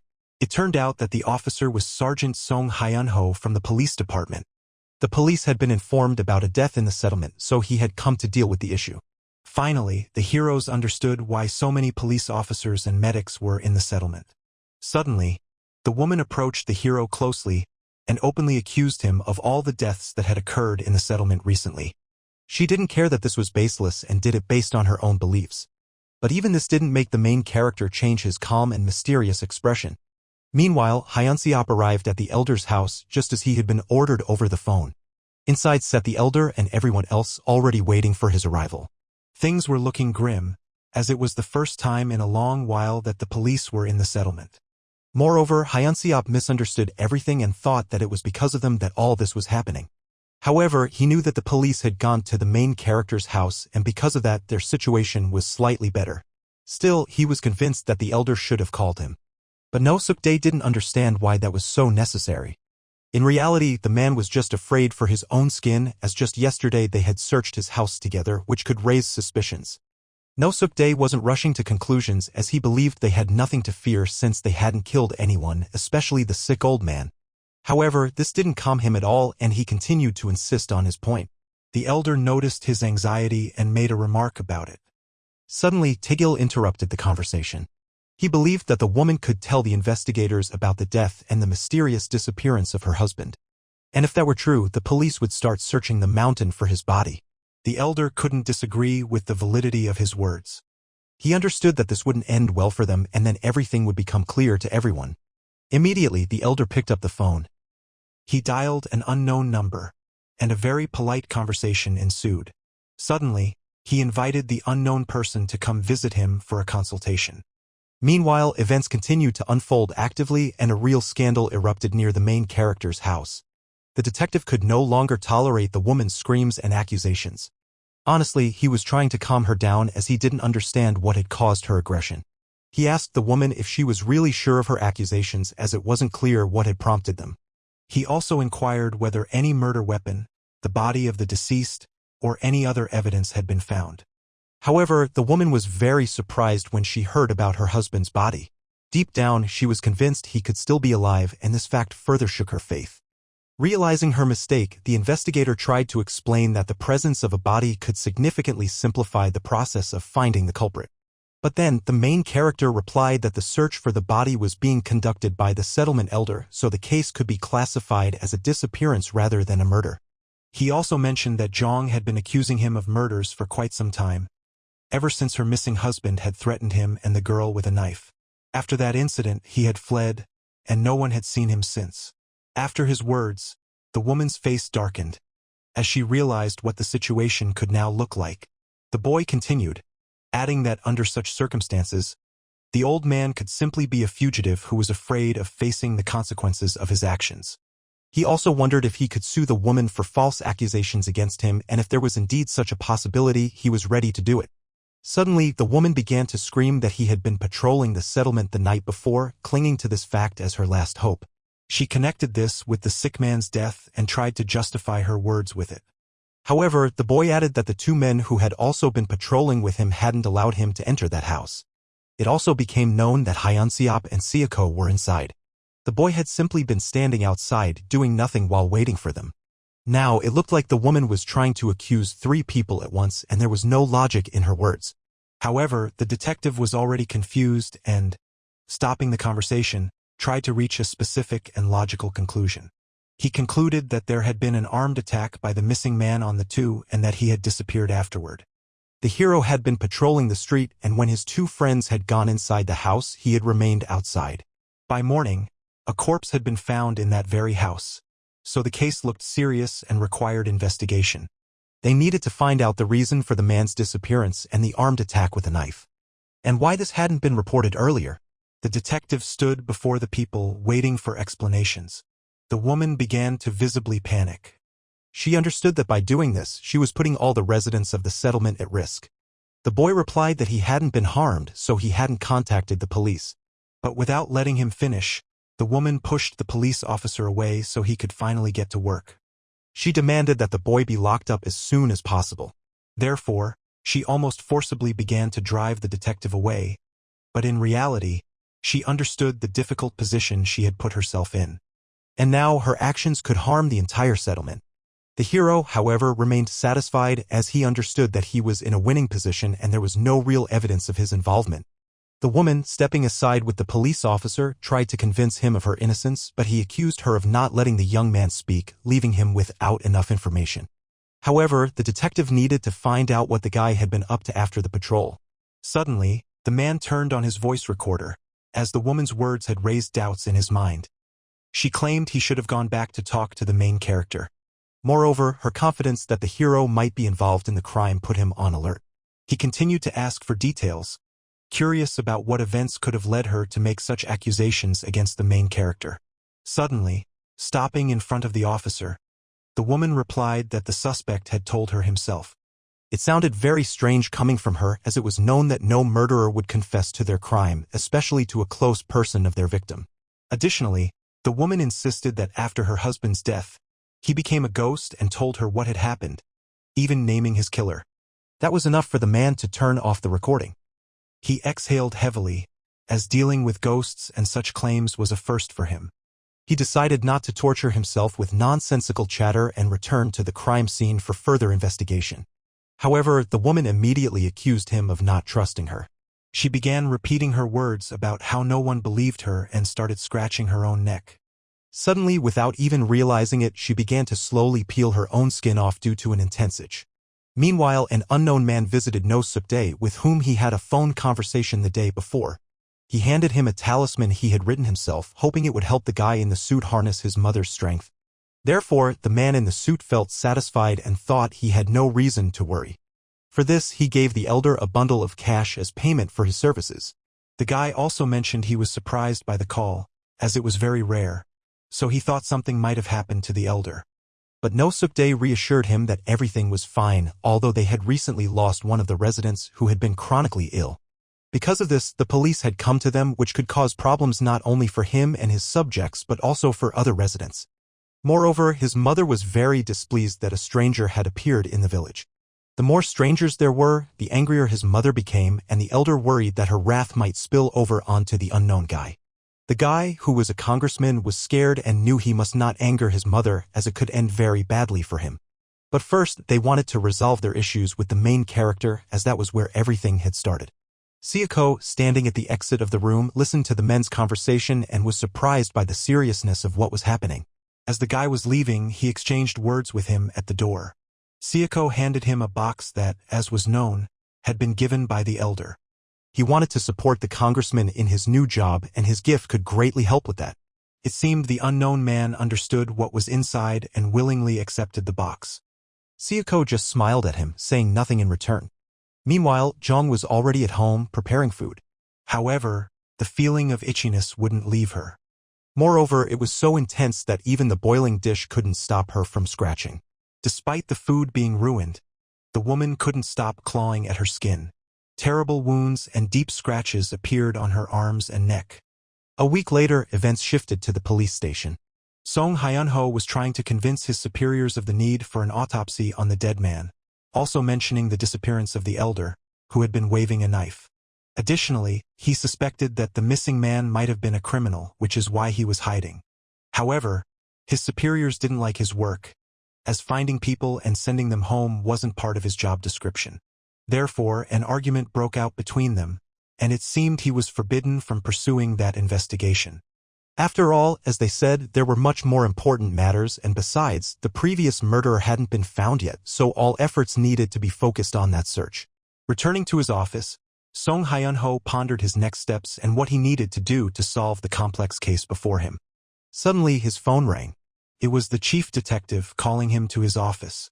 He summoned him to a cafe that was quite far from the station. The thing was, he just wanted to see him. Moreover, he had an important conversation to have and was afraid someone might overhear them. He began to talk about a submerged car they had managed to find and retrieve the day before. However, they hadn't found any clues, as the criminal had perfectly cleaned the interior afterward. This led to the thought that the criminal might be a professional and had prepared very well for the murder. Furthermore, Song Hyun-ho mentioned a recent murder notification where the victim had coughed up blood and died. He was 56 years old, and according to locals, he had been sick for a long time, and during the examination at the house, only fingerprints of the residents were found. The man's body had many scars, which seemed strange. It was also established that no relatives of the deceased could be found in the settlement. All they managed to find was information about his parents, who had long been dead. Song Hyun-ho was convinced that his death looked very unnatural and insisted on performing an autopsy to try to establish the real cause of death. Additionally, there was another study suggesting a heart attack and the scratches on his body were most likely self-inflicted. Hearing this, the detective asked if he had any suspects and why he decided to focus on the autopsy. He recalled the old woman who kept accusing the boy, who was also a resident of the settlement, of murder, so they needed to find out everything. But Kong didn't share his thoughts, as he believed the old woman's words couldn't be trusted so easily and it didn't raise any suspicions for him. Moreover, Song Hyun-ho had a strange premonition and thought this investigation could hide many secrets about what was really happening in the settlement. Suddenly, he realized that the suspect in Kang's case was from outside and was very similar in age to the murderer the old woman suspected. In other words, all the crimes could be linked to the same person, and realizing this, Kong ordered an urgent search for him. Meanwhile, a new patrol began in the settlement and the main character showed up, running late again. This infuriated Hyun-seop. Moreover, Seoko was busy that evening and couldn't patrol the settlement with them. Therefore, they had to do all the work, just the two of them. Not wasting any time, the main character suggested they finally start the task ahead of them. At that moment, they set off to circle the entire settlement, which was standard procedure. Suddenly, a conversation broke out between the men. Hyun-seop asked why the police had come, as he knew they were standing by the main character's house. To his surprise, the boy didn't deny it and confirmed his words. He also replied that the investigators weren't very talkative, as they feared the people in the settlement might share everything and spread information to each other. However, Hyun-seop replied that he shouldn't worry, as the people in the settlement weren't doing anything illegal. Moreover, he also believed that any problems should be resolved within the settlement itself and, if possible, not escalate to the police. Suddenly, the hero asked why the sacred tree at the entrance to the settlement had been cut down, shocking his colleague. Hyun-seop couldn't believe that anyone could know what had happened, especially a newcomer who had recently settled in their village. But the main character tried to pry information from him about the cut-down tree, despite him trying to steer clear of the topic. Even after a direct question, he continued to change the subject, and it was clear how nervous he was becoming. The men continued walking while the boy didn't give up trying to find out the real reason. He felt sad that the tree he had known since childhood was no longer there. Suddenly, Ja-eun approached them, being escorted by Deo, who was still trying to win her over. He attempted to give her a bag of sweets, but she flatly refused to accept them.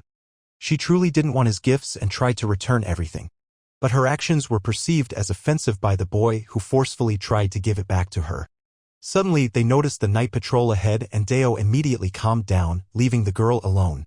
Shining a flashlight at the people, the officer asked what they were doing out so late. Suddenly, Ja-eun spotted the main character and smiled at him kindly. It seemed as if they could be on a secret date, as everything pointed to that at that moment. Realizing her position, Ja-eun tried to justify herself, as she couldn't do anything about his advances. Moreover, she didn't want Hyo Myong to misunderstand her and insisted she was on a diet. However, the men didn't stop and began to insist that she was obliged to accept food and sweets from him. The bewildered girl was on the verge of tears, as she could no longer resist the two men. The main character, witnessing what was happening, understood the difficult position she was in. He wanted to support her and change something, so he calmly approached her. He took the bag from her and said he was ready to eat everything instead of her, as he wouldn't refuse such a gift. After all, food shouldn't go to waste, and something needed to be done with it. His actions greatly angered Deo, but he did nothing, just seethed at the main character. Meanwhile, the patrol continued, and the main character kept doing his job with a bag full of food and sweets. Despite the girl needing nothing, Hyun-seop viewed his behavior as audacity. Suddenly, approaching the house of the deceased Song-sik, he froze in place. What he saw there terrified him, as shining the light into the yard, he saw a woman who, for some unknown reason, was sitting in the chicken coop with the chickens in the middle of the night. What happened next shocked him so much that he couldn't believe his own eyes. Even the main character, who always remained calm, was frightened this time. For before them was Zhang, who had lost her mind and was eating a chicken. Her eyes were bloodshot. Meanwhile, events shifted back to the elder's house. There, he, along with his charges, was trying to figure out the cause of the sudden deaths in the settlement, and they concluded that someone might have actually killed them. But when the elder turned to his charge, he noticed that he wasn't listening at all. He was in some sort of trance, continuously muttering something in an incomprehensible language. It looked so strange that everyone in the room panicked. But the elder understood that he might be possessed by evil spirits and tried to stop his seizure. He began to try to dive into his consciousness and stop what was happening to him. It became clear to him that the man was very scared, even though his mother should have been protecting him. The elder continued to try to rectify the situation, and only words about the mother and her miraculous power helped him recover. The brothers bowed and honored the incredible power of the mother. The elder continued to speak to them in her name, assuring them that there was no need to be afraid. It seemed the attack was passing, and Hyunseop was feeling much better, as he was convinced he had his mother's protection and that she loved him. After a while, the attack subsided, and the man returned to his normal state. When everything was over, the elder exhaled in relief and looked him in the eyes. Then he reached for his own cigarettes. Everything had passed, and Hyunseop managed to cope with his fear. He believed the old man's words and was convinced that he shouldn't be afraid. This happened because, due to recent events, he had many doubts about what they were doing. But what the elder said next was a real shock for everyone. He ordered everything to be burned to hide his involvement in the elder's disappearance. Meanwhile, in the local store, Deo was sitting, having come to work in place of his mother. He was reflecting on the events of the previous night and was very angry at the main character, as he was convinced he was trying to humiliate him in front of the girl. He didn't even notice when a customer entered the store and asked him for a pack of cigarettes. He was also planning to make other purchases. For this, he reached into the fridge but didn't notice the coffee he usually loved to drink. The seller gave him the coffee for free as compensation for being accused of missing goods, trying to make amends. But Hyunseop wasn't angry and paid for all the goods, as he was troubled by much more important issues and was thinking about how to avoid punishment and prove that he wasn't involved in the disappearance of the old man and many other crimes. He hoped for quick changes in their settlement and was convinced that life was about to get much better. Deo inquired about the main character and asked if Hyunseop was familiar with him. He hid his true intentions and said he was just curious. But everyone knew that it was because of the main character that all the men of the settlement had gathered and gone to his house to make sure he was who he claimed to be. Heavy thoughts and doubts wouldn't let Deo work peacefully, and he constantly sought opportunities to take revenge on the main character. But the man convinced him that there was nothing special about him, and he didn't deserve any special treatment. He also called him a Slovak and said he only lunged at everyone like an angry dog. His words managed to comfort Deo, who began to reassess him and no longer viewed him as a serious competitor. Suddenly, a car pulled up to the store. The same detective got out and entered the store. His appearance made the guys nervous, and they were impressed by how strong and big he was. Hyunseop even wondered if he could compete with his brother and face him in a fair fight. However, he bought almost nothing, choosing only a soda, and approached the counter to pay for his goods. He also mentioned that he was looking for a guy, as he knew he was a resident of the settlement. Deo became so nervous that he thought he was the guy the big man was looking for. But hinting, he received the answer that the person he was looking for was at least good-looking. After a while, the detective was already heading toward the main character's house. Stopping by his house, he got out of the car and began to examine everything carefully. But not seeing anyone around, he headed toward his gate. He was very surprised when he realized that the boy lived in such a godforsaken place in his youth. Calling out to the guy, he realized no one could hear him and was about to head inside the house. But the gate was locked, so he had to knock and call for the main character, hoping he would show up. When no one answered, he admitted he was with the police and was conducting an investigation. But it was all in vain, and he thought about coming back later. Just as he was about to leave, the gate swung open. The main character had finally heard him and came out to meet him. The detective recognized his face. After all, he was the one who had saved him from a robbery. The guy didn't deny it. He remembered him well. The detective said he was very glad to meet him since it had taken quite a while to find him. He also wanted to collaborate with the main character and take some statements regarding the investigation happening in the settlement. But the guy didn't seem particularly eager to help and asked if it was really necessary. He thought they were planning to arrest him, and he was really worried he might have done something illegal right in front of a cop. Understanding how that situation might look, the detective tried to find a justification and explain it from another angle. But Heo Myong was already ready to head to the police station and was about to step out of his own yard. Meanwhile, the investigator just wanted to verify his identity and asked to see his documents. At that moment, the main character realized he had no options. So he agreed and was going to go look for his documents. But that could take too long, so the detective decided to wait for him outside. He hoped the guy would be able to find something and wouldn't try to run or hide. After a while, the guy returned. He managed to find some documents and was ready to show them.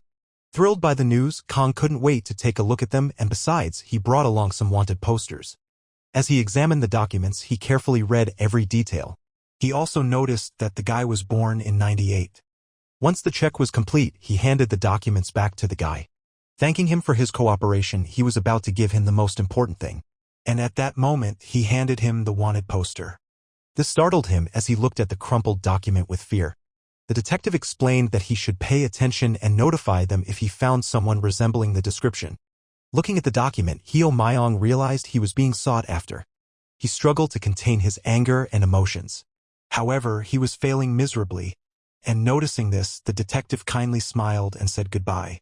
The next night, during another patrol, Hyunseop and Seoko arrived at the house of a deceased patient. They were moving his bed to another spot and cleaning up inside the house. They also had to remove the carpet from the floor. The work was very hard and the men were getting tired, but everything had to be cleaned perfectly. It was really frustrating that all their efforts were in vain. After all, despite everything they did for the patient, he had died so suddenly. Seoko was convinced it was all due to evil spirits that decided to take his life. From the next room, he heard his brother's voice, who had finished with the carpet.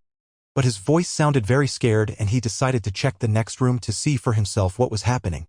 Because what they saw made it clear they had indeed visited the patient many times. Seoko ordered to clean up the remains and all the evidence.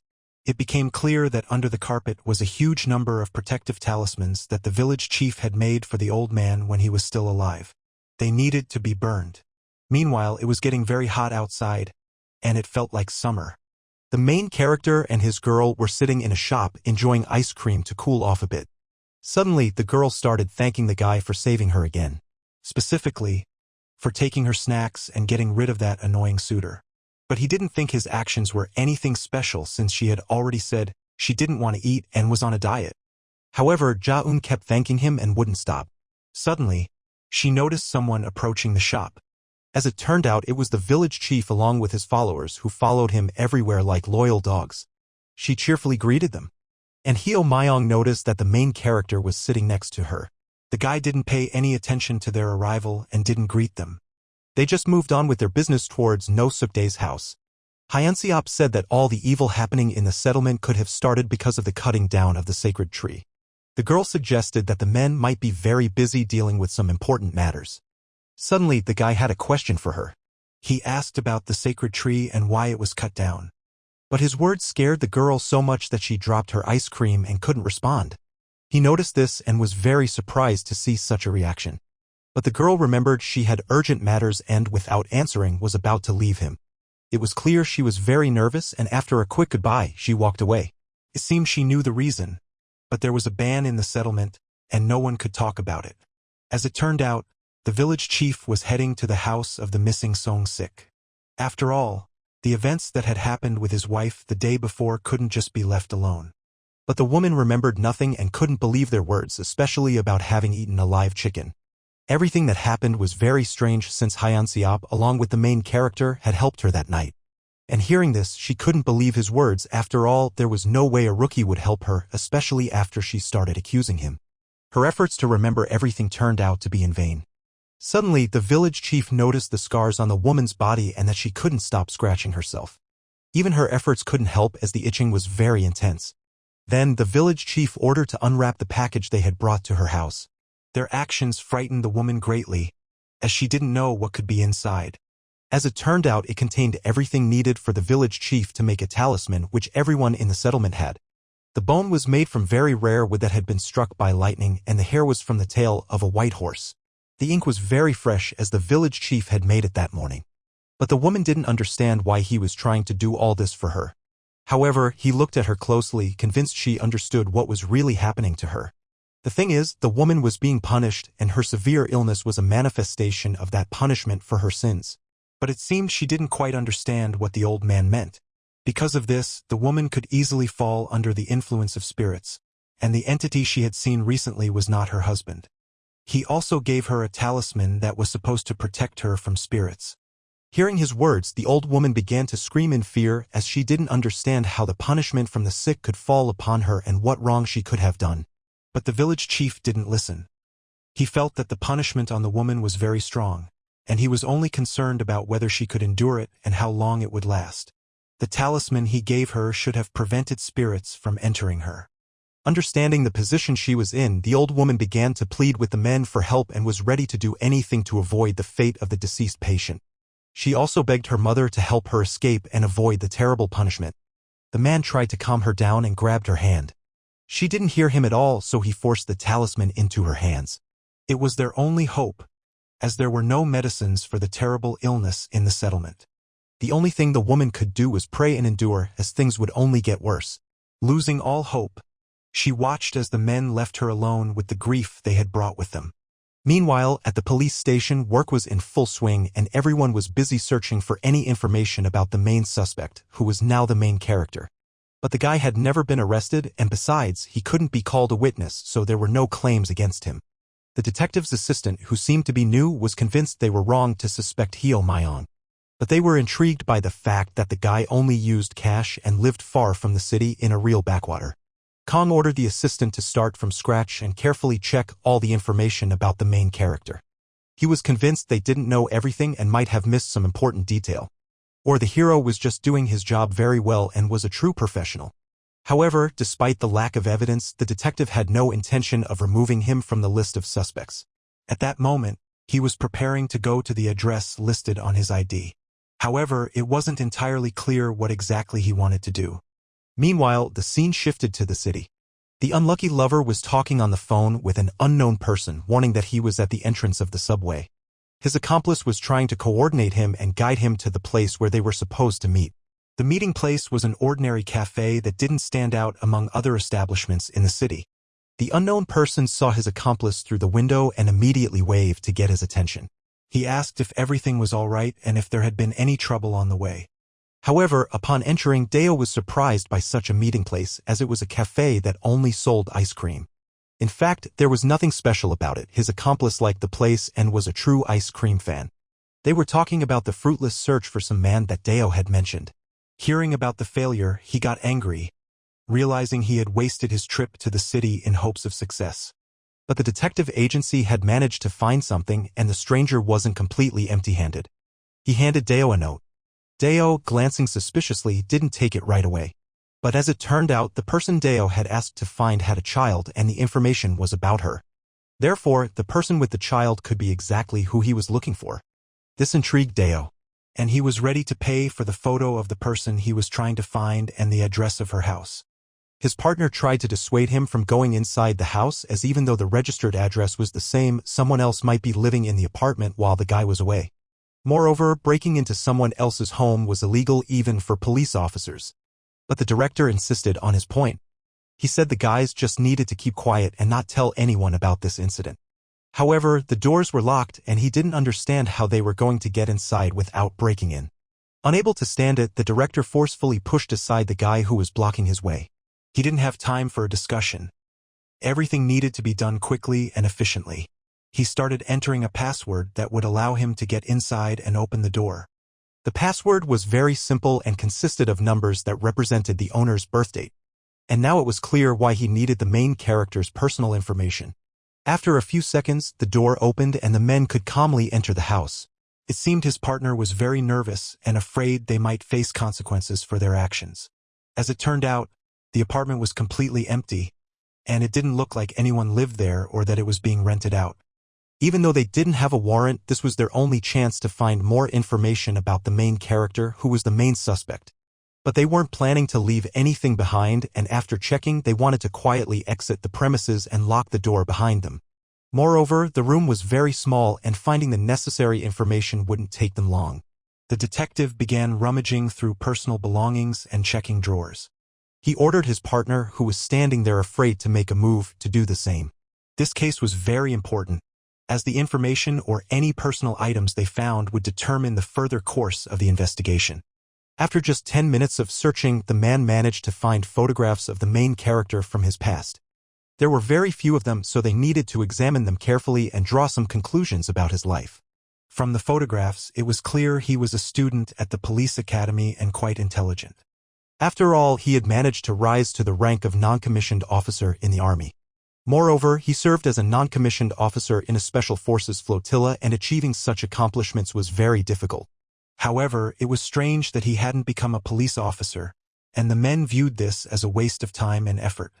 It wasn't hard to establish a connection between his graduating from the police academy and then serving in the army, but it was unclear what he did after his service and how he made a living. Moreover, it was clear that the guy was trained and skilled with weapons. However, they had spent a lot of time searching and decided to tidy up after themselves and leave. Meanwhile, the scene shifted to the settlement, to the house of the sick old woman. The woman was feeling so unwell that the residents of the settlement began to visit her and offer their help. They scratched her back as the itching became more unbearable with each passing day. However, it turned out that no one came to see her except for Jaun. She also mentioned that a few days ago, the village chief had come to her house and handed her a talisman that was supposed to protect her from evil spirits and safeguard her home. Because of this, the woman felt abandoned and unwanted for a long time, as she was the only one who blamed the main character, and no one else supported her. But the girl thought differently, as it seemed she was the one supporting him. The woman explained that she had been possessed by evil spirits and couldn't tell good from bad, and couldn't believe that her husband could have attacked the girl. But Jaun reassured her that there was no reason to worry, as the cut wasn't deep, and besides, the boy had managed to protect her. She also insisted that she felt nothing for him other than gratitude for saving and protecting her.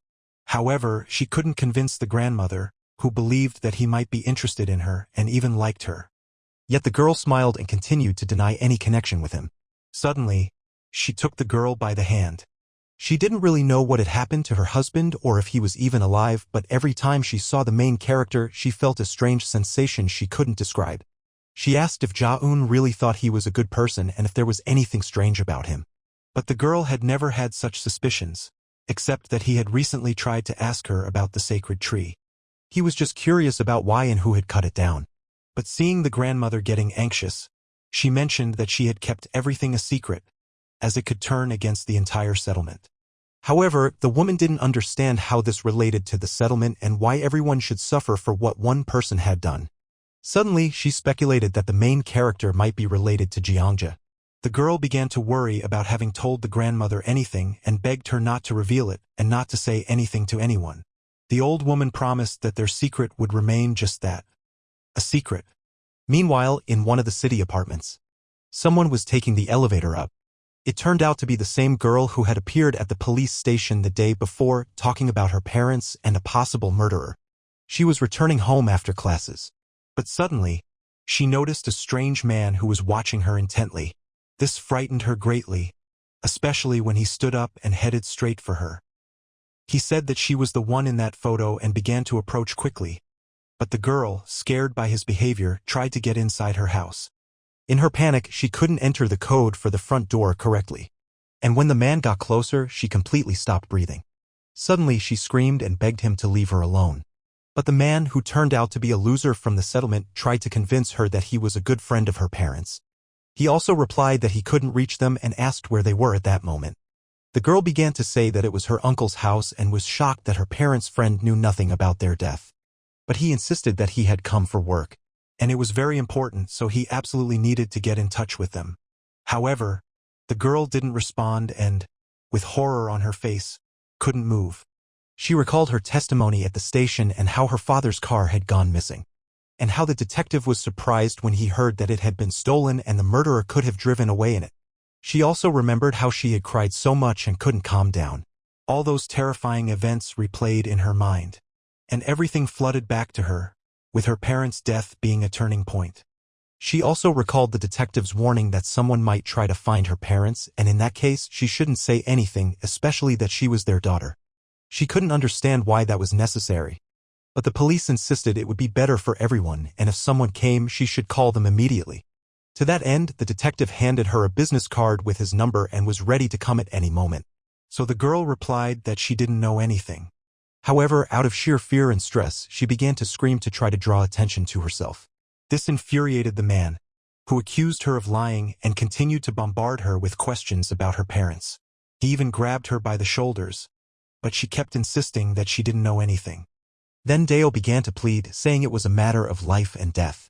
Suddenly, one of the neighbors reacted to the noise in the building. He came out to see what was happening and asked people to keep it down. His appearance could have saved the girl, and she realized it might be her only chance. Gathering her strength and overcoming her fear, she called for help. This made Dale leave her and hurry out of the apartment building. The girl continued to stand in the entrance and scream. Suddenly exhausted, she fell to the ground and didn't get up. The frightened neighbor, who didn't understand what was happening, approached her and wanted to help. But the girl didn't respond and continued to sit on the ground with tears in her eyes. The neighbor asked again if everything was okay and was about to report what had happened to the police. The girl handed him the business card and said that he needed to call that man immediately. Meanwhile, work continued at the police station. The detective and his partner left the suspect's apartment and were heading to their office. Suddenly, the boy received a call from the girl whose parents had been killed. And when he heard what had happened, he couldn't calmly drink his coffee anymore. He asked the girl what the criminal looked like when he had come to her parents and about all the other circumstances. But her description matched that of someone he had seen recently, which scared him even more. So, at that moment, he was preparing to go to her and meet her. At that moment, his partner asked who he was talking to and why the matter was so urgent. Kong recalled the same seller he had met a few days ago in the village store, and there was no doubt it was him.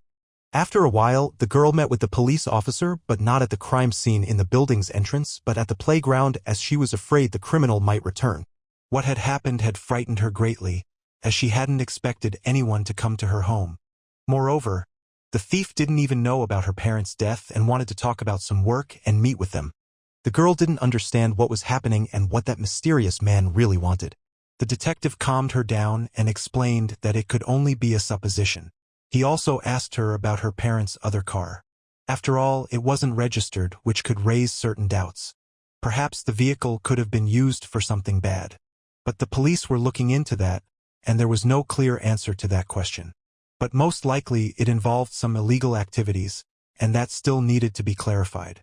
This scared the girl even more, as she couldn't believe her parents could be involved in such things. However, there was no evidence, and it was just the detective's assumption. Also, when her parents got out of the business, the system they were involved in could have broken down. And to reach the parents, they found their child, as they could be nearby with their child. Hearing the accusations against her parents, the girl began to scream, trying to defend them, as she was convinced they were loyal to their own store. Kong again said it was just his assumption and he wasn't trying to blame them. After all, if they were only running their own store, no one would have started looking for them. And that only meant there was some other kind of activity that the girl knew nothing about. But it only meant that it was just the first visit, and the girl could continue to be sought after. With tears in her eyes, she didn't know what to do next. However, the detective did his best to calm her down and assured her that nothing bad would happen to her. Moreover, he praised her for doing a good job describing the appearance of the man who had come to her house. And by the way, he knew someone who matched her description. Meanwhile, outside, dawn was breaking and the scene shifted back to Zhang's house. She sat in front of the portrait of her missing husband, reminiscing about all the moments they had shared together. She held the talisman that was supposed to protect her and drive away all evil spirits. Suddenly, she remembered that she needed to feed the chickens. Rising, she left the house to do so. However, she made a terrible mistake, as her talisman was left inside and could no longer protect her. As it turned out, the woman headed to the local store but was very surprised to find that it wasn't the trading boy there, but his mother had been sitting there for several days. She explained that her son had gone to the city on business, and Zhang lately had been buying the same product she had previously fed the chickens, but recently she needed it to maintain her own health. For a very long time she had been forced to eat only that. After all, it was the only food that she could swallow. She understood that she needed a balanced diet to maintain her health, but she couldn't do anything about it. Suddenly, as she was leaving the store, she ran into the main character, who was entering. Seeing him, she froze and stopped, as deep down she continued to hate him. The boy also noticed the woman but didn't pay her much attention. He calmly continued on with his shopping, remaining composed. And the grandmother, casting a glance at him, left the store. After buying a lighter, the boy also stepped outside. Lighting a cigarette, he noticed something strange. It turned out that the woman hadn't gone home but was sitting at a table outside the store waiting for him. It seemed something was off with her, or she was behaving very strangely. Her face, still marked by scratches, revealed no emotions, and she coldly continued to watch his every move. And when he moved far enough away from her, she got up and followed him. Step by step, she kept walking behind him. At first, she kept her distance, but with each passing minute she got closer and closer. After a while, she approached the boy within arm's reach, and he knew all along that she was following him but didn't pay it any mind. But unable to hold back, he turned around and asked what she wanted from him and why she was stalking him. In response, he was met only with the woman's laughter. This surprised him greatly, so he repeated his question louder. However, he received the same reaction again, and her laughter grew louder. Suddenly laughing, she asked if he really wanted to know why the tree was cut down. She also intended to tell him why his grandmother had died and what had really happened to her. Hearing her words, the main character looked at her in fear, realizing she was just like her late husband and wasn't in her right mind. But he speculated that the sacred tree and his grandmother might be connected in some way. The woman began to choke and utter many incomprehensible sounds, but it was clear that his grandmother had protected the tree. The boy panicked, thinking the woman might be in trouble. After all, she was trying to force her mouth shut but continued to speak and made unintelligible sounds. The boy moved closer to her and leaned over her. He didn't know what she was doing, but he found it very disgusting to watch and didn't like it. He also warned her not to come any closer to him. After which, he turned around and went on his way. And the woman, left alone, was making incredible efforts to try to open her mouth. But it was all in vain. This terrified her and she rushed back to her home. She hurried to get inside the house, thinking the issue might be related to the talisman she had left inside. Once inside, she tried to find it and make sure it was okay. She understood that a ghost had possessed her again, but she remembered everything clearly and recalled every detail. Suddenly, she saw her talisman and rushed toward it. As she got closer, she became extremely frightened and fell into a real shock. After all, the talisman that the village chief had given her had worked and managed to protect her from the ghost, as it was practically destroyed. And the woman urgently needed to perform a ritual. The next day, the main character approached the house of the girl and her father. He tried to call out to her, and after a while, hearing him, she came outside. But she hadn't expected his visit at all, and thought something terrible might have happened. After all, he had never come to her before, and especially hadn't asked her for anything. As it turned out, he just needed to talk. Meanwhile, the village chief was talking on the phone. He realized where the people lived and hoped that now they could restore the supply of goods. He also asked if his accomplice had noted down the birth dates and times of the couriers. In response, the village chief began to write down their birth dates and times in order. To cross-check, he started reading the numbers aloud. But suddenly he froze, unable to believe his eyes, thinking that such a thing was impossible. He understood that this simply couldn't be. Moreover, it was hard to believe in such a coincidence. He immediately ordered his accomplice to return to the settlement and stop the search. After all, everyone had the birth dates of the deceased. He wasn't planning to set a date and organize the delivery of new goods all by himself. After some time, once everything was discussed, he hung up the phone. Everything was planned, so he closed his notebook of notes. Just then, an angry grandmother burst into his office, asking him to perform a ritual. Seeing her, he was taken aback, not understanding how she had gotten inside. But the woman explained that she had entered through the open door. However, she didn't have time and didn't want to explain the reason for her visit, insisting on having the ritual done for her. No-Suk-dae found her behavior puzzling and thought that something terrible might have happened to her. The woman was convinced that due to a curse, she had no chance of survival, and this was her only hope.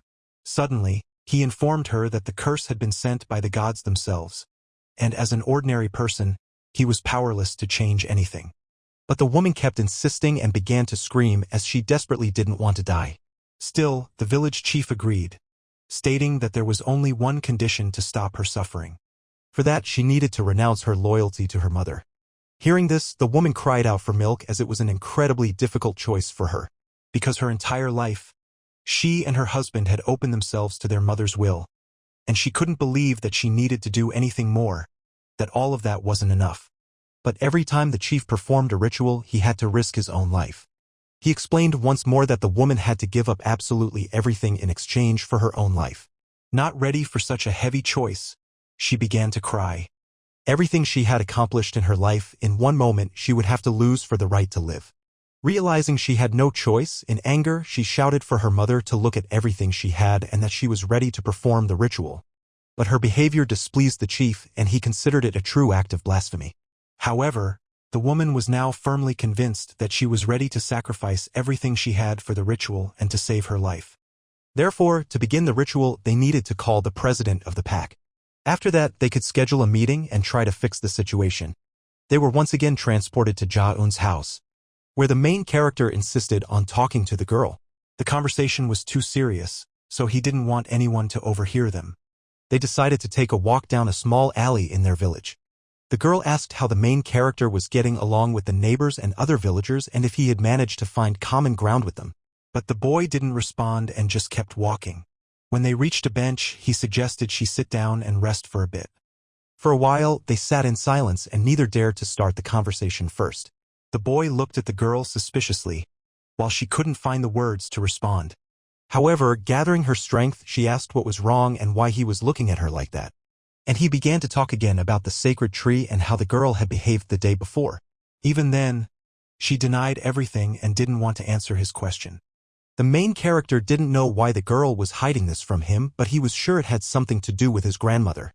And she, not expecting to hear such a thing from him, looked at him with surprise and fear in her eyes. It was unclear how he had found out about it. But the hero replied that Jong had told him everything when he met her the night before. And when everything became clear, Ja-eun was very upset, as she had personally asked her grandmother not to say anything. The boy assured her that she didn't need to worry about it, as he didn't feel particularly attached to his grandmother. Hearing this, she lashed out at him, not understanding his behavior and why he was so cold towards his own grandmother. Moreover, she had treated her very well in life and was an incredibly kind person. The hero wondered why she hadn't told him anything about his grandmother before and thought that she might not have trusted him. But she remembered the boy's words about how his grandmother was indifferent to her grandson, and she thought he was talking about himself, not wanting to bring him any sad memories. But he stood by his words, saying that his grandmother truly didn't care about him, while her attitude towards everyone else was completely different. It seemed she didn't love him at all and didn't consider him family. Suddenly, he recalled an interesting incident from his childhood. When he was little, a real tragedy occurred. This event happened 19 years ago. At a very young age, he lay in a coma and hadn't woken up for several days, even though apart from some bruises and scratches, his condition was quite satisfactory. The issue could have been the serious injuries the child sustained during the accident. The woman who was his grandmother was only concerned about whether the boy would remember what had happened. But this could only be determined after his recovery and once he woke up to tell everything himself. The woman prayed to the spirit of the tree, asking it to protect the child. After saying goodbye to the women, the doctor went to see other patients. The woman was very tired and urgently needed to rest, as she hadn't slept for several days. She was under constant stress because her child hadn't woken up. She understood that something needed to be done, as they were just wasting time. So, the woman decided to return to the settlement and perform a ritual for the sacred tree, asking her friend to take care of him when the boy woke up. After all, she trusted her and was sure she could handle his upbringing. But there was one very important detail. She warned that neither she nor the boy, once he recovered, should ever appear in the settlement. Moreover, it was so serious that they couldn't even approach it. Suddenly, the boy began to open his eyes and seemed ready to wake up. As a result, he fully opened his eyes and even began to speak.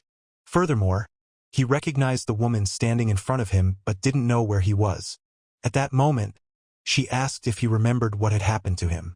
And as it turned out, the boy couldn't remember anything, even when trying hard to do so. Meanwhile, the grandmother, realizing the boy had woken up, began to thank the sacred spirit of the tree.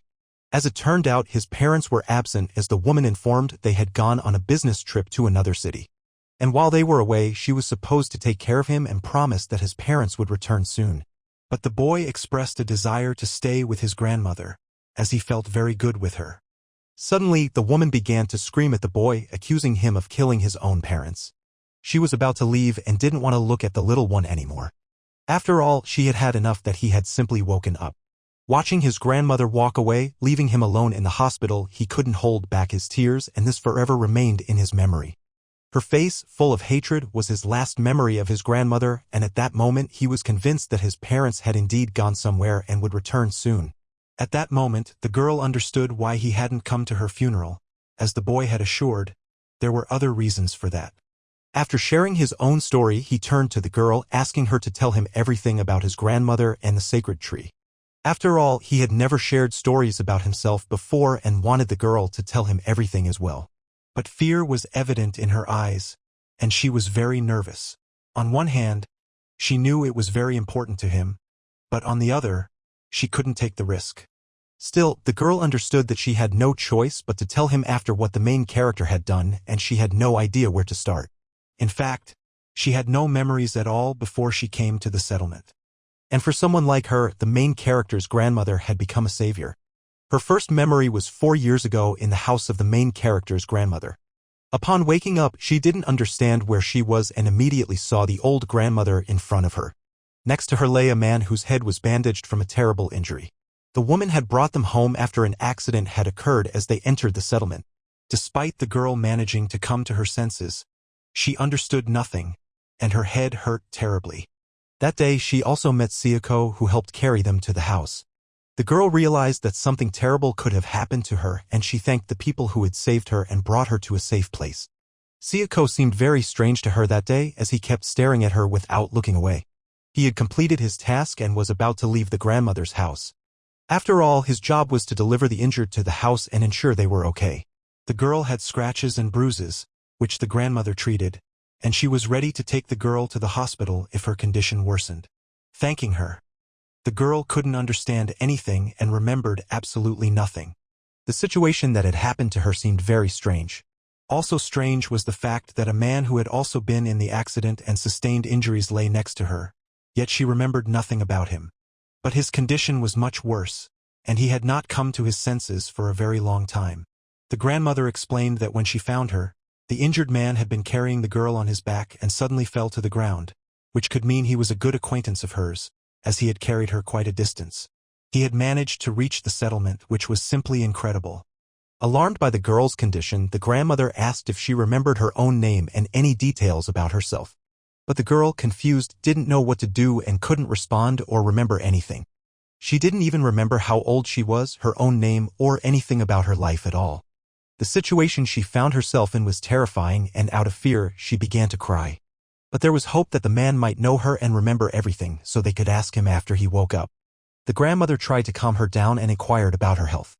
She promised that everything would be all right, and that she would take care of her until she fully recovered and wouldn't leave her side. Additionally, she prepared a lot of different dishes for the girl. She was very kind and said that the girl could feel at home and not be shy at all. The injured girl was surprised by such kind behavior from a completely unknown person. She graciously thanked her for the kindness shown and hoped that she would soon be able to remember everything. Meanwhile, the grandmother left the house and headed to the sacred tree that grew at the entrance to the settlement. She spoke to it, asking why it had sent people to the settlement and thought they truly needed help. Suddenly, she heard someone approaching her. Instinctively, she turned in the direction from which the people were coming and tried to see them. As it turned out, it was the village chief along with Hyunseop. It became clear that the tree was about to be cut down, and the chief asked why the grandmother was looking at him like that. She couldn't allow that and was ready to tear the man apart, despite him being the head of the settlement. After all, the woman was the guardian of the tree and couldn't allow it to be simply chopped down. She considered it her sacred spirit and couldn't stand it when someone insulted or threatened it. However, most people in the settlement were convinced that the tree was completely unnecessary and provided no benefit at all. Therefore, the decision to cut down the tree seemed logical, despite the woman constantly threatening that the settlement could lose its protection. Moreover, the chief threatened the woman, saying that sooner or later it would have to happen regardless of her opposition. Suddenly, in a fit of rage, she tried to hit him. However, the man managed to dodge at the last moment and prevent the hit. He believed that the tree's protection was unnecessary because his mother was protecting it. He advised the woman to enjoy the tree until it was cut down. However, his behavior infuriated her greatly. Yet, She couldn't do anything and returned to her house, where the injured were lying. Suddenly, inside, she heard a male voice. This could only mean that the man who had been unconscious had woken up. Indeed, upon entering, she saw two people sitting in the middle of the room. Jaeun managed to remember her name and that the injured man was her father. But the grandmother hadn't expected her to remember everything so quickly and was even a bit surprised. She also suspected that the man himself might have told her, as he hadn't lost his memory.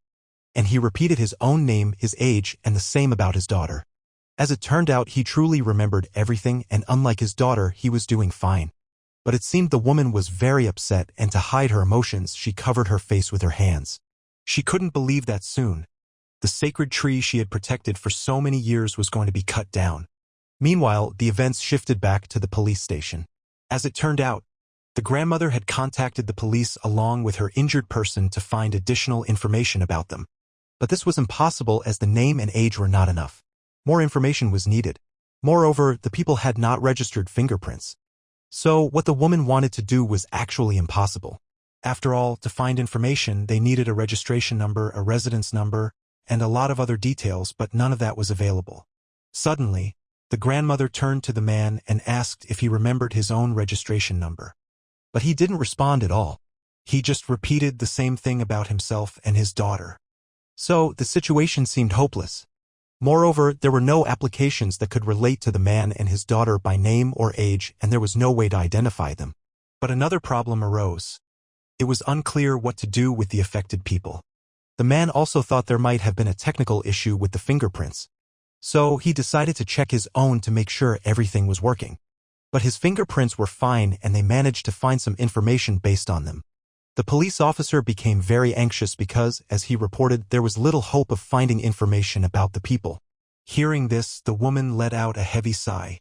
She understood that these people had become her burden, and all the responsibility for their fate rested squarely on her shoulders. Besides, they had nowhere to live and she physically couldn't accommodate them in her house. The situation was very complicated, but the woman realized she had no choice. Meanwhile, the village chief sat in his little house. The grandmother came to visit him and informed him of what had happened. But the chief didn't understand her and, especially after what had happened, didn't take her words seriously. He aggressively asked the woman what she wanted and why she had brought two strangers with her. The grandmother began to explain who the people behind her were and how they had ended up there. She insisted that they should be allowed to stay in the settlement. The chief didn't like this as the rules stated that no outsider could just stay in the settlement. But the grandmother didn't understand why he was resisting and couldn't just let the people stay. However, the chief had an answer to her question, even though he hadn't expected to hear such words. He was convinced that the young girl wouldn't be able to earn a living in the village and wouldn't bring any benefit to the other residents. It seemed he said this because he was still concerned about her fate and that of her father. He also mentioned that there was a housing problem in the settlement as there were very few vacant houses left. The woman insisted they could settle them in an empty house where no one lived. Her words infuriated the chief. In a fit of anger, he ordered a vote to be opened and raised hands for those who were against allowing the people to stay in the settlement. However, no one in the crowd dared to make a choice and raise their hand first. People exchanged glances, but everyone remained silent.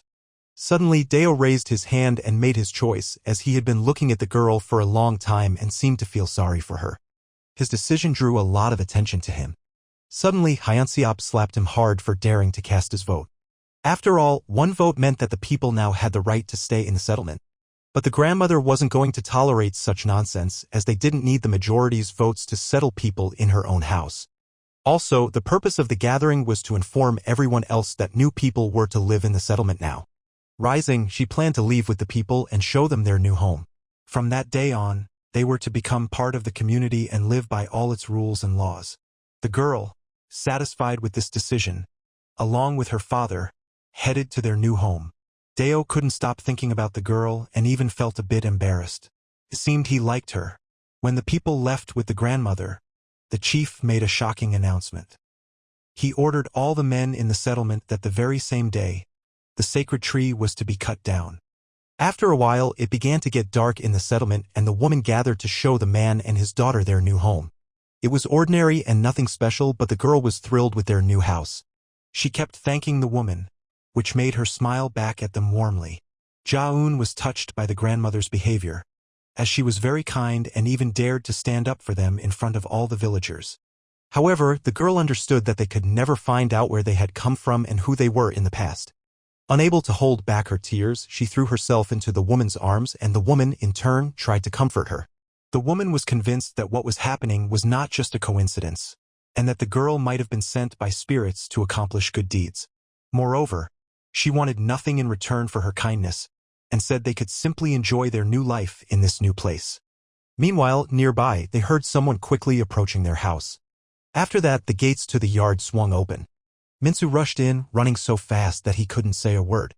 This struck everyone as very strange, as it could foreshadow terrible events that had happened or were about to happen in the settlement. After catching his breath, the man informed them that they had very little time. The chief and his followers were trying to chop down the sacred tree. Immediately, they ran to the very tree that was under threat of destruction.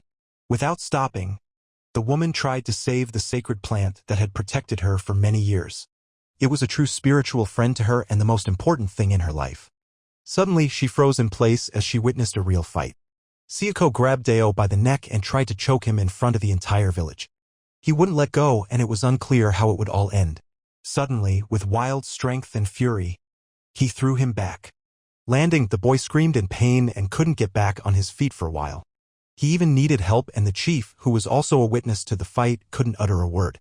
It became clear that Sayako had stood up for the sacred plant, as he didn't share the opinions of others and attacked the one who approached the tree with an axe. The chief stepped forward to the enraged man and tried to convince him otherwise. After all, the majority was in favor of cutting down the tree, despite the fact that it might protect the settlement from evil spirits. Hyunseop also stepped forward, trying to calm his brother and everyone else. However, his actions didn't inspire trust in the man, who kept a close watch on him, never taking his eyes off. Hyunseop tried to resolve everything with words, saying they should talk it over again and come to a mutual decision. But the brute was unwilling to back down and couldn't allow the sacred plant to perish. He thought it was complete nonsense, as the tree had never harmed anyone and it was unclear why it needed to be destroyed. For the grandmother, this could be a real shock, and she was ready to protect the plant at the cost of her own life. No Sukde was convinced that they simply had no choice. After all, the settlement itself had to decide the fate of the tree, and everything depended on how the majority would vote. Therefore, there was no turning back, and it became clear that sooner or later the tree would have to die. But the grandmother was convinced that such an act could lead to bloody winds returning to the settlement. Even though the tree was just an ordinary legend and there was no evidence of its opposition to evil forces. For the woman and those who stood up for it, it remained sacred. The old man looked at her suspiciously. After all, the mother herself had whispered to him that the tree should be destroyed. He didn't even want to listen to the woman, which only fueled the anger on her face. Even her threats and screams couldn't change his decision. And that day, everything was supposed to come to an end. Still, the men retreated. But they definitely planned to return the next day to finish what they had started. However, Hyunseop stayed behind. He tried to convince his brother to take their side and wanted to discuss something with him. The brother looked at the grandmother as if waiting for her approval. But the grandmother understood that it was too late to try to change anything. She ordered the men to go with their brother and not to blame themselves for what had happened. However, there was hope that the cutting down of the tree could be postponed. Despite all the protests and the woman's attempts to save the tree, the men returned after 3 days. Now, everyone without exception was participating in its destruction. Very soon, the tree was to perish and there was no way back. The poor woman couldn't come to terms with such a decision, and every blow to the trunk of the tree felt to her like a stab with a sharp knife to her own body, causing her incredible pain. She kept screaming and trying to break free to save the tree while people held her back. What was happening became a true shock for her. Even Jaeun tried to stop what was happening, as she felt very sorry for the woman. And the chief just smiled, watching the grandmother's suffering and how her spiritual spirit was dying. The most horrifying thing was that Sayako, who had recently stood up for the tree, was now participating in its destruction. It seemed he felt guilty for his actions, but he could do nothing. Blow after blow, the tree was closer to its death. Sayako tried not to listen to the woman, as it made him uneasy. And with each passing moment, the woman felt worse and worse. It seemed that the death of the tree was bringing her own closer. Suddenly, the woman felt unwell and, losing consciousness, nearly fell to the ground. Jaeun, seeing this, began to scream frantically. as she had grown attached to the woman over the long period and was very scared for her. Even 3 days after the terrible event, the woman didn't feel any better. She lay in her house, unable to muster the strength to even move. Meanwhile, the girl didn't leave her side for a second. For the first time in 3 days, the grandmother woke up and called for Jaun.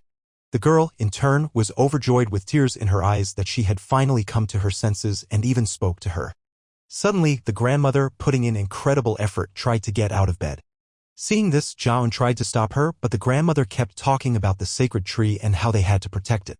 It seemed she was having some sort of episode, as her condition changed abruptly, and she fell back onto the bed, exhausted.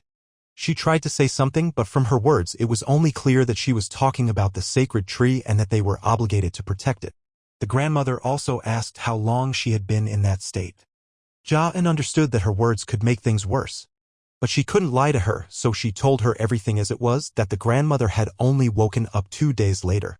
Then it became clear to her that the sacred tree could no longer be saved, as she had been in that state for too long. Watching how difficult it was for her, Jaun's eyes filled with tears. She sat beside the grandmother, but could do nothing to help her. Very soon, a bloody storm was about to hit the settlement. The girl continued to recall those terrible events and told the main character that they continued to take care of his grandmother. But Heo Myong tried to piece everything together, but it was clear that the bond between his grandmother and the tree was too strong. Due to her constantly deteriorating condition, she soon passed away. The girl blamed herself for her death, as she was convinced she could have taken better care of her and looked after her health.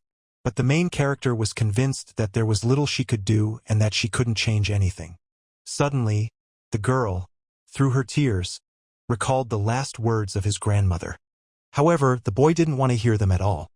And it turned out that she had said that she would like to touch her grandson's face one last time. And that was her last wish before she died. At that moment, the hero wondered why the village chief, despite his grandmother's words, went against her will and cut down the sacred tree out of spite. After all, he had practically betrayed her and put the entire settlement in danger. So he asked the girl to give him an answer to that question. But the girl truly knew nothing. The only thing she noticed was that he was constantly accompanied by 2 brothers who carried out any of his orders. Suddenly, Jeomsun approached them, and upon seeing the girl, greeted her. She also asked what they could be doing in such an inconspicuous and remote place. Her appearance made the girl feel embarrassed, as she worried about what others might think of her. Jeomsun didn't want to disturb them, but she needed help. The girl looked at the main character, as it was clear that their conversation was left unfinished and many questions remained open. However, he let her go. He was left alone, pondering her words. He hadn't expected that Sayako could have once obeyed his grandmother. He also recalled the moment of the confrontation with him, and the way he beat him, even though the main character no longer resisted, was shocking. It all seemed very strange and raised a lot of questions for the guy. You see, the guys had met with the village elder to discuss important details about a delivery deal. They talked about the couriers and what had happened to them. It became clear that their couriers could be dead and the men might never receive their goods. The elder confirmed their fears, convinced that what had happened was the work of something not of this world. The scariest part was that all the couriers who had worked with them and were connected in some way were affected. Everything that had happened was a huge blow. After all, it was unclear what could happen to the goods next. But the elder remained very calm. Surprisingly, he said the guys would soon get what they deserved. He planned to perform a special ritual, so there was no reason to worry. After the ritual, they needed to get rid of all the goods, because that could raise suspicions and cause problems. Meanwhile, Deo returned from the city. He went to his mother's shop.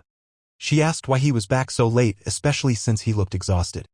But he tried to keep it together and asked how her day went and if anything unusual happened in the settlement. From what she said, it became clear that a sacred ritual was supposed to take place in a few days. It was meant to try to save Zhang's life.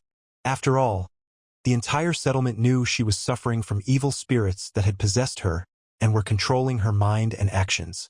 However, it was unknown who would perform the ritual and under what circumstances it would take place. Then she abruptly changed the subject. She asked if he knew anything about the relationship between Ja-eun and the main character. She was convinced there was some kind of attraction between them, and her words scared Deo deeply. She found it suspicious that they spent so much time together and had even seen them in the park. It seemed they were quite close and open with each other. Hearing this, Deo got really angry because he couldn't stand the thought of someone flirting with the girl while he was around. Meanwhile, Jong was preparing for the ritual which she believed would help her. All the preparations were complete. Everyone was in their places and it was time to begin. She also kept praying as this was her last hope for salvation. Everyone was just waiting for the elder to arrive as he was responsible for conducting the ritual. And when he appeared, it was clear that everything was indeed ready. The ritual could begin. The men participating in the ceremony were ready to start. They went off to take care of their duties, as not everyone had the same responsibilities. Siako was in charge of the sound and was supposed to play the instruments. He periodically struck the drums, producing rhythmic sounds. At the same time, he recited precise information about the woman they were about to cleanse. The woman herself continued to pray, calling out to the gods, pleading for the salvation of her soul. She believed that after the prayer and the ritual, the gods of earth and sky would descend upon her one by one.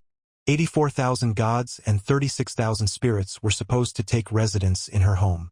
Their presence was meant to stabilize the earth and the woman's condition. Along with the prayers, the drumming continued. There was also a lot of food prepared to feed the gods. The evil spirits that were everywhere in the settlement and in the victim's home were supposed to leave their usual places. A specially trained man was also invited to conduct the ritual. He took a sacred dried fish. With one swift motion, he smashed it against the ground, splitting it in two. The fish's head flew off, which meant the evil spirits were supposed to start leaving the old woman's body and soul. The ritual aimed to drive away all the evil forces, even those not in the woman's home, from the settlement without causing harm to anyone. All the evil from different parts of the world, both land and water, was supposed to be banished after the ritual. The food was brought out. The rice was of the finest quality, and everything was deliciously prepared. But the shaman simply threw the food on the ground, and he only returned empty dishes to the tray. Next, people began lighting candles, and the surroundings became incredibly bright and beautiful. They also bowed before the statue, which didn't have a mystical appearance. Meanwhile, the tension in the drums was palpable, never missing a beat. The sacred ritual by the sacred tree could be considered open. The elder, raising sharp knives above his head, stopped and stood before the crowd. He began to wave them threateningly, slicing through the air. After everything was done, he was about to toss them away from himself at a short distance. The weapons landed on the ground just behind him. Many felt scared, as it was unclear how everything might end. The ritual was aimed not only at driving away all the evil spirits from the settlement but also at protecting the entire region or even the country from which the evil forces would be expelled. It was meant to protect all living things on the planet and was even directed towards the gods. At that moment, the elder touched the sacred axes and raised them above his head. The old woman continued to pray without stopping, and the music grew stronger and more rhythmic with each passing moment. Suddenly, the elder ran the sharp edge of the axe across his own hand, inflicting a deep cut. After that, he cut his own face. Finally, he touched the blade to his tongue and chin. This was a necessary condition for a successfully conducted ritual, and the elder was willing to make such sacrifices to save the woman and the entire settlement. But the other parts of the elder's body remained unharmed, and the main character noticed that he hadn't cut himself. But the girl explained that a spirit was protecting the elder, preventing the axe from cutting his body no matter how sharp it was. It seemed there was no sense in this, and his actions were incomprehensible. One might think that the axe was simply sharp enough and the terrible spirit had nothing to do with it. Suddenly, the elder's body began to rise into the air. His gaze was directed towards the sky, and it seemed he felt the presence of a mysterious spirit that began to control his body and movements. He also recalled events from the past. When one of the villagers ran to his house, he was extremely frightened, saying they had a very serious problem. According to him, a real disaster had struck the village, and the situation they found themselves in was very serious. The elder had already descended to the ground and was standing firmly on his feet. Moreover, he lowered his hands and the weapon he had been holding above his head. Suddenly, he left the ritual site and headed to a remote place. He began to climb a steep hill. Eventually, he reached the very stump of a cut-down tree. The spirit that had possessed him commanded him to destroy the tree completely, and the elder struck the stump of the plant with his axe, one blow after another. People continued to watch what was happening, and the main character understood nothing. However, it became clear that the axe was indeed sharp, as it managed to chip away at the tree trunk. Suddenly, he noticed that the girl standing next to him looked very unwell, and immediately she began to feel extremely nauseous. She didn't want anyone to see her in that state and quickly tried to escape to wait out the wave of nausea and the terrible pain in her stomach. But the main character couldn't leave her alone with her problems and started to worry about her condition. To protect her, he ran right after her, trying to catch up and help in some way. The ritual continued, and with each passing minute, it became much scarier and more intense. Sayako kept playing the drums rhythmically. Before the elder could return and continue the ritual, he had to deliver a speech. He addressed the spirit that had possessed the old man and once haunted the brothers in their region. And the elder, feeling its presence, had a new vision. So long ago, the men had approached him with an unbearable itch all over their bodies, unable to understand what was happening to them. This happened to them right after the sacred tree was destroyed. Despite the man assuring them that nothing bad would happen, their bodies were in excruciating pain. They were willing to do anything to save themselves and rid themselves of the terrible suffering. But this was their punishment for angering the spirit of the tree they had destroyed with their own hands. Sayako lashed out at the elder, who couldn't help them and insisted that nothing bad would happen. But No Suk-dae tried to explain that he was only following his mother's sacred orders and didn't know the consequences of their terrible crime. And the men, driven by the unbearable itch, were tearing at their own faces. Immediately, their faces and bodies were covered in terrible, deep scratches that they inflicted upon themselves. And No Suk-dae said there was no need to be afraid and promised to protect them and do everything to make their suffering end. He believed in his mother's power, and that her strength could save them all. After his words, the men released their grip and fell to their knees, begging for their mother's forgiveness. But they didn't believe that anyone could stop their suffering and save them through the sacred ritual. However, it was their last hope for salvation, and they asked the man what they should do. The intense itching forced them to seek a solution to their predicament. Even after the elder's words about their mother, the men's torment didn't stop. The man called them his children and said only he could fix the situation. Meanwhile, the main character was trying to catch up with the girl, who wouldn't stop and was running away from him. Eventually, her strength gave out and she stopped, leaning against a tree to avoid falling. She felt nauseous, her head was pounding, and she felt terrible. However, when the boy asked her how she was, she replied that everything was fine. Because she suddenly felt worse, he had a lot of questions, as it was very strange. But she had no answers to his questions and couldn't connect her condition to anything, as she had been eating normally and hadn't consumed anything unusual. He offered her his help. But in response, the girl started yelling at him. She said he shouldn't come near her at all and that it would be better for him to go away. Hyo Myong didn't listen to her and stayed put. He hoped the girl would feel better and that they could return to watch the ritual. She had no choice as she realized he wasn't going anywhere. When she calmed down a bit and felt better, they headed back to the others. On the way, the hero tried to find out the reason for her behavior and why she felt so bad. It seemed she was troubled by something. After all, she didn't answer his questions and didn't want to walk beside him. Noticing this, the boy turned to her and asked again what had really happened. He took her by the shoulders and tried to calm her down. But when the girl looked at him, he saw tears on her face. This scared him deeply, and he had no idea what to do in that situation. Suddenly, she placed her hand on his face. Then she began to speak in the voice and words of his deceased grandmother, marveling at how quickly he had grown and how mature he was now. She apologized for how cruelly she had treated him in childhood. After all, he was just a child who had lost his parents.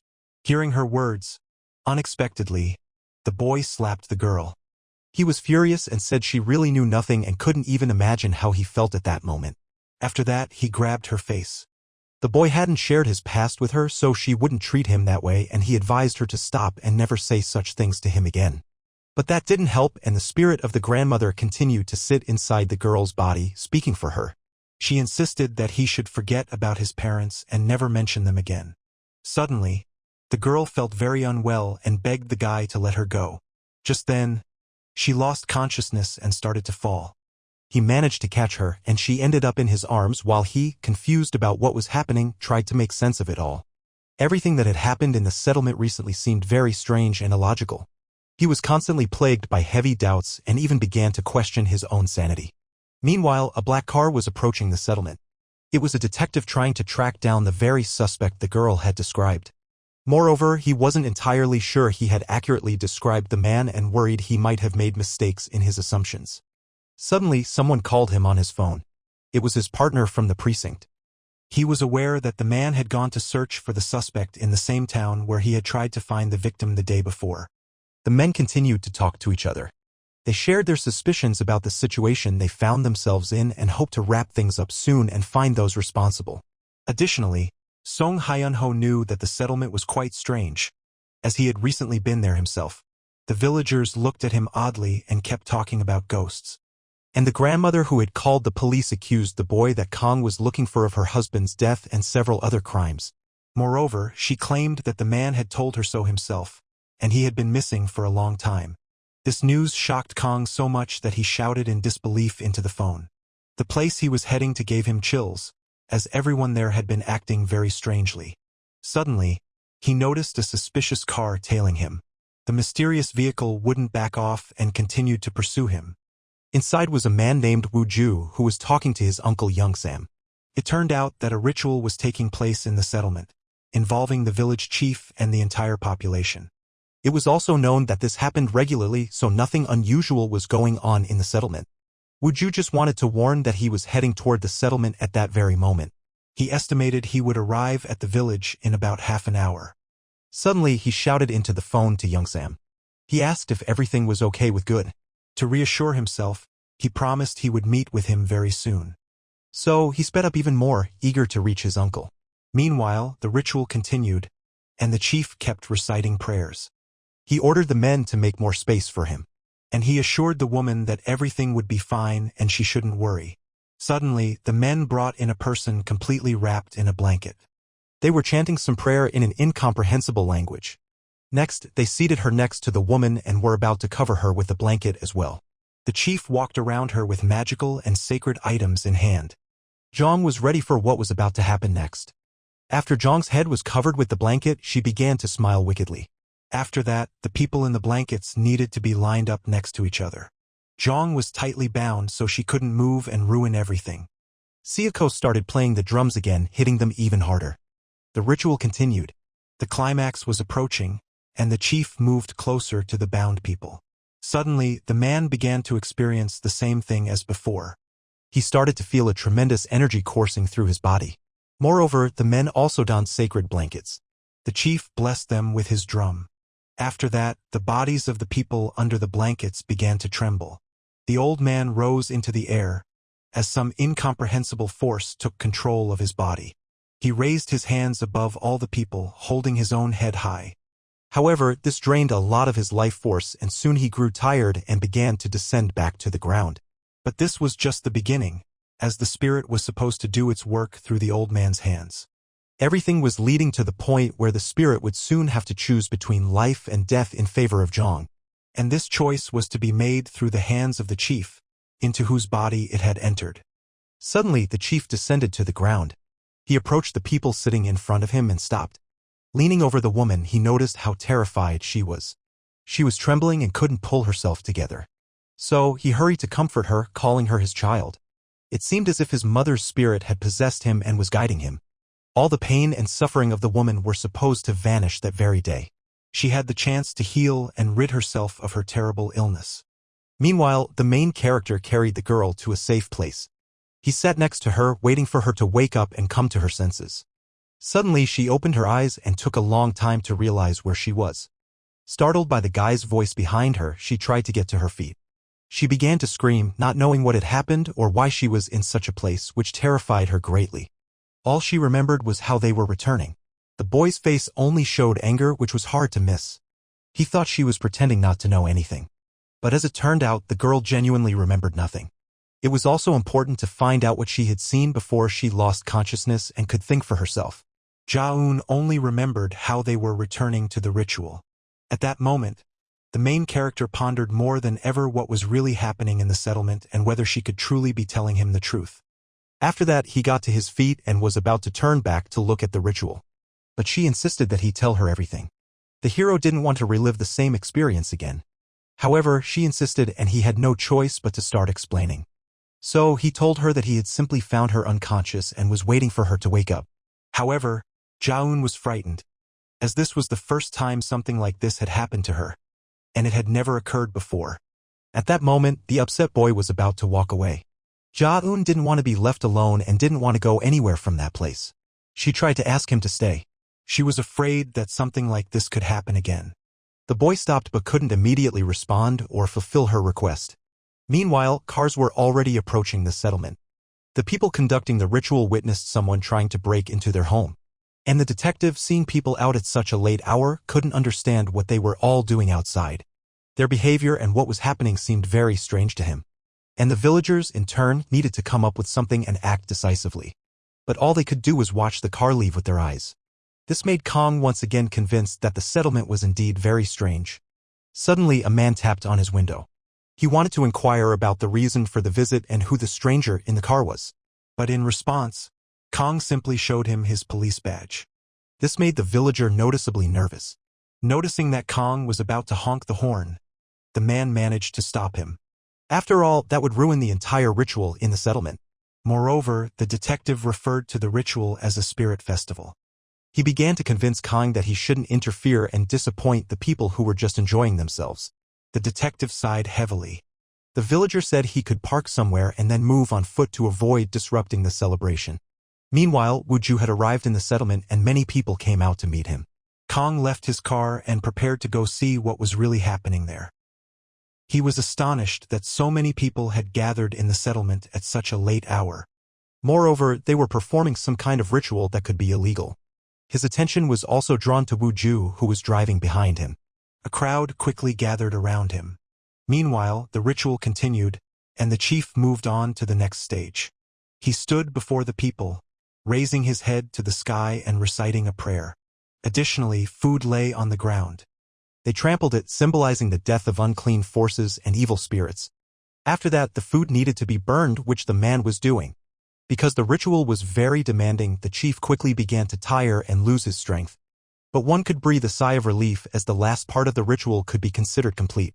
The man ordered the people to bring the others inside the house and not to remove the fabrics from them. He intended to do that himself later. Moreover, he didn't say to clean up the leftover food after the ritual. He wanted to give the witnesses a chance to enjoy the feast and clean everything up the next day. Immediately after his words, the men began to carry out his orders. The woman covered with fabric was taken away and brought inside the house. But no one could think about what might happen to her next. He also noticed that unknown cars had arrived in the settlement. And the fact that there was a police officer among them greatly angered him. After all, this meant that outsiders had come to the village again, which required some intervention and could cause problems in the future. He locked eyes with the detective, who was carefully surveying the area and all the people leaving the ritual site. Suddenly, the chief ordered the people not to disperse and to return. He intended to personally tear the fabric off the bodies of the ritual participants and wanted all the villagers to witness his actions. Meanwhile, the detective chose not to pay attention to the suspicious old man and the mysterious ritual, but instead went after the reason he had actually come. He knew that the suspect the girl had described could be found in the same store he had visited the day before. Despite the late hour, he headed there, hoping someone might still be inside. But no one answered, and he decided to peek inside, hoping to see someone. Suddenly, he noticed that the door was not locked, and he could easily enter and check everything for himself. The moment he did, the door swung open. It was very strange that the stores were closed for the night, as anyone could easily walk in, which is exactly what the police officer took advantage of. But he was convinced that someone was inside and immediately introduced himself and greeted, even though he still hadn't seen anyone. As he scanned the room, he noticed light coming from a crack in the door. An elderly woman, the store owner and the mother of the very suspect, came out at the sound of his voice. She asked who he was and why he had come inside, as the store was closed at such a late hour. He replied that the door was open and he had come on business. This infuriated the woman, and she reiterated that the store was closed and they weren't operating. She also began to scold the boy for daring to enter the store. Moreover, she noticed that he was a stranger, as she had never seen him before. The first thing that crossed her mind was that he was just a common thief, and she threatened to call the police if he didn't get out. In response to the woman's words, Kong pulled out his police badge and showed it to her. But even that didn't help and didn't calm the grandmother, who began to yell at him even more and accuse him. Then Kong apologized and explained that no one had answered his calls. He tried to explain that he was on duty and looking for a suspect. The woman calmed down a bit but continued to look at him with suspicion and distrust. So, She immediately kicked him out onto the street and asked him to leave her store. With no other choice, the guy did just that and calmly stepped outside. The woman closed the door behind him and remained inside the store. The events that had unfolded could only mean that something had happened the day before, as the police had never entered her store before. But the detective wasn't ready to back down easily and returned to the store to ask about the suspect. However, upon learning that he was the son of that very woman, he reassured her, saying he only wanted to ask a few questions. Still, given that he dared to intrude into their store at such a late hour, it was clear that something terrible had happened. Understanding this and trying to avoid trouble to protect her son, the old woman began to shoo the detective away. But he promised to come back the next day, which didn't convince her at all. Once again shutting the door in his face, she retreated to her room. Her words and behavior made Kong think. He decided to take a walk around the settlement as he didn't want to back down so easily. Meanwhile, the main character noticed that the girl was feeling much better. They wanted to return to the settlement and watch the ritual. Suddenly, Wu Ju was walking toward them, and upon seeing the girl, he waved and greeted her. He was thrilled to see her. The girl, in turn, was also very happy as she was glad to see him and hadn't known he was coming. Meanwhile, the boys locked eyes and stared at each other for a long time. The girl introduced them and it turned out that Wu Ju was the younger son of the village chief and an old friend of hers. The boys showed each other respect and greeted one another. They exchanged a few words and shared their ages. It became clear that the main character was older, and this information made the girl blush and feel shy. Wu Ju was glad to meet him. Suddenly, he asked if he could take the girl with him for a while, since he hadn't seen her in a long time and wanted to catch up. However, Hyo Myong didn't object and let her go. After saying goodbye, they walked away together. They immediately started talking about themselves and sharing stories about what had happened to them. The boy simply watched as the girl stood out with him. Meanwhile, the detective was wandering through the settlement trying to find any evidence and catch a lead on the suspect. He was starting to doubt his own hunches and thought that the appearance of the shopkeeper and the man the girl described were similar. But such an accusation could mean that the shopkeeper from the village store might be involved in a series of murders and the intimidation of the little girl. He simply couldn't ignore that fact and didn't believe in coincidences. Suddenly, just a few steps away, right behind a fence, he saw a child trying to hide from him. The child looked very unkempt and in poor shape. This caught his attention as the man was convinced that something might have happened to the child's parents, or he was simply lost and no one could find him. So, he decided to find out what was really going on and tried to approach the child. But unexpectedly, the boy started to run away from him. He needed to act quickly, and the officer couldn't just let him go. He immediately tried to catch up with him. But the child was very small and agile, easily able to hide from him in the thick bushes.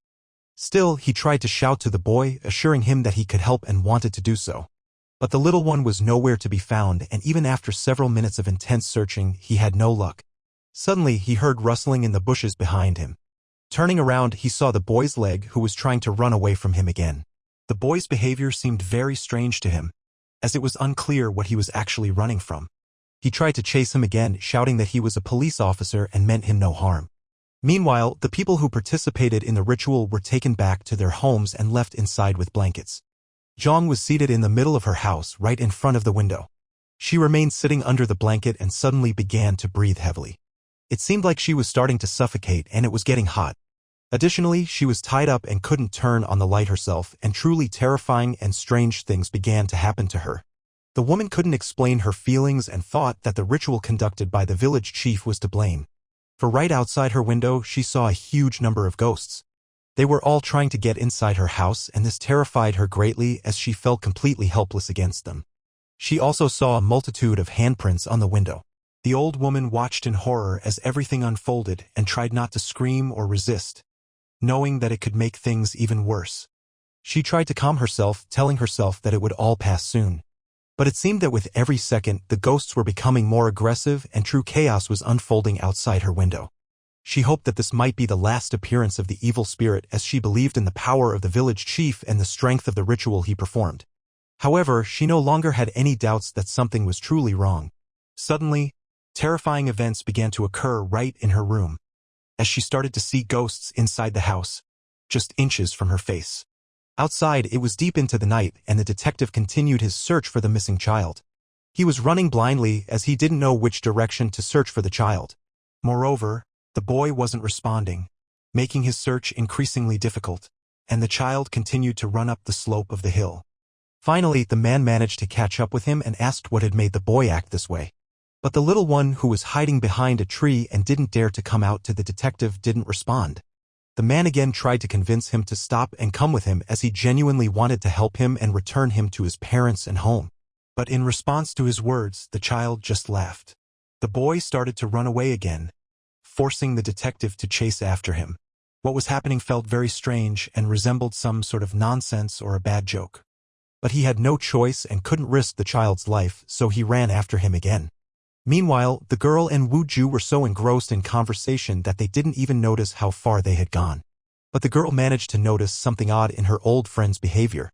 He had never looked at her like that before, and it seemed he was about to do something, just waiting for the right moment. Wu Ju complimented her and tried to take her hand. However, she reacted very coldly and immediately pulled away, not wanting to let him touch her.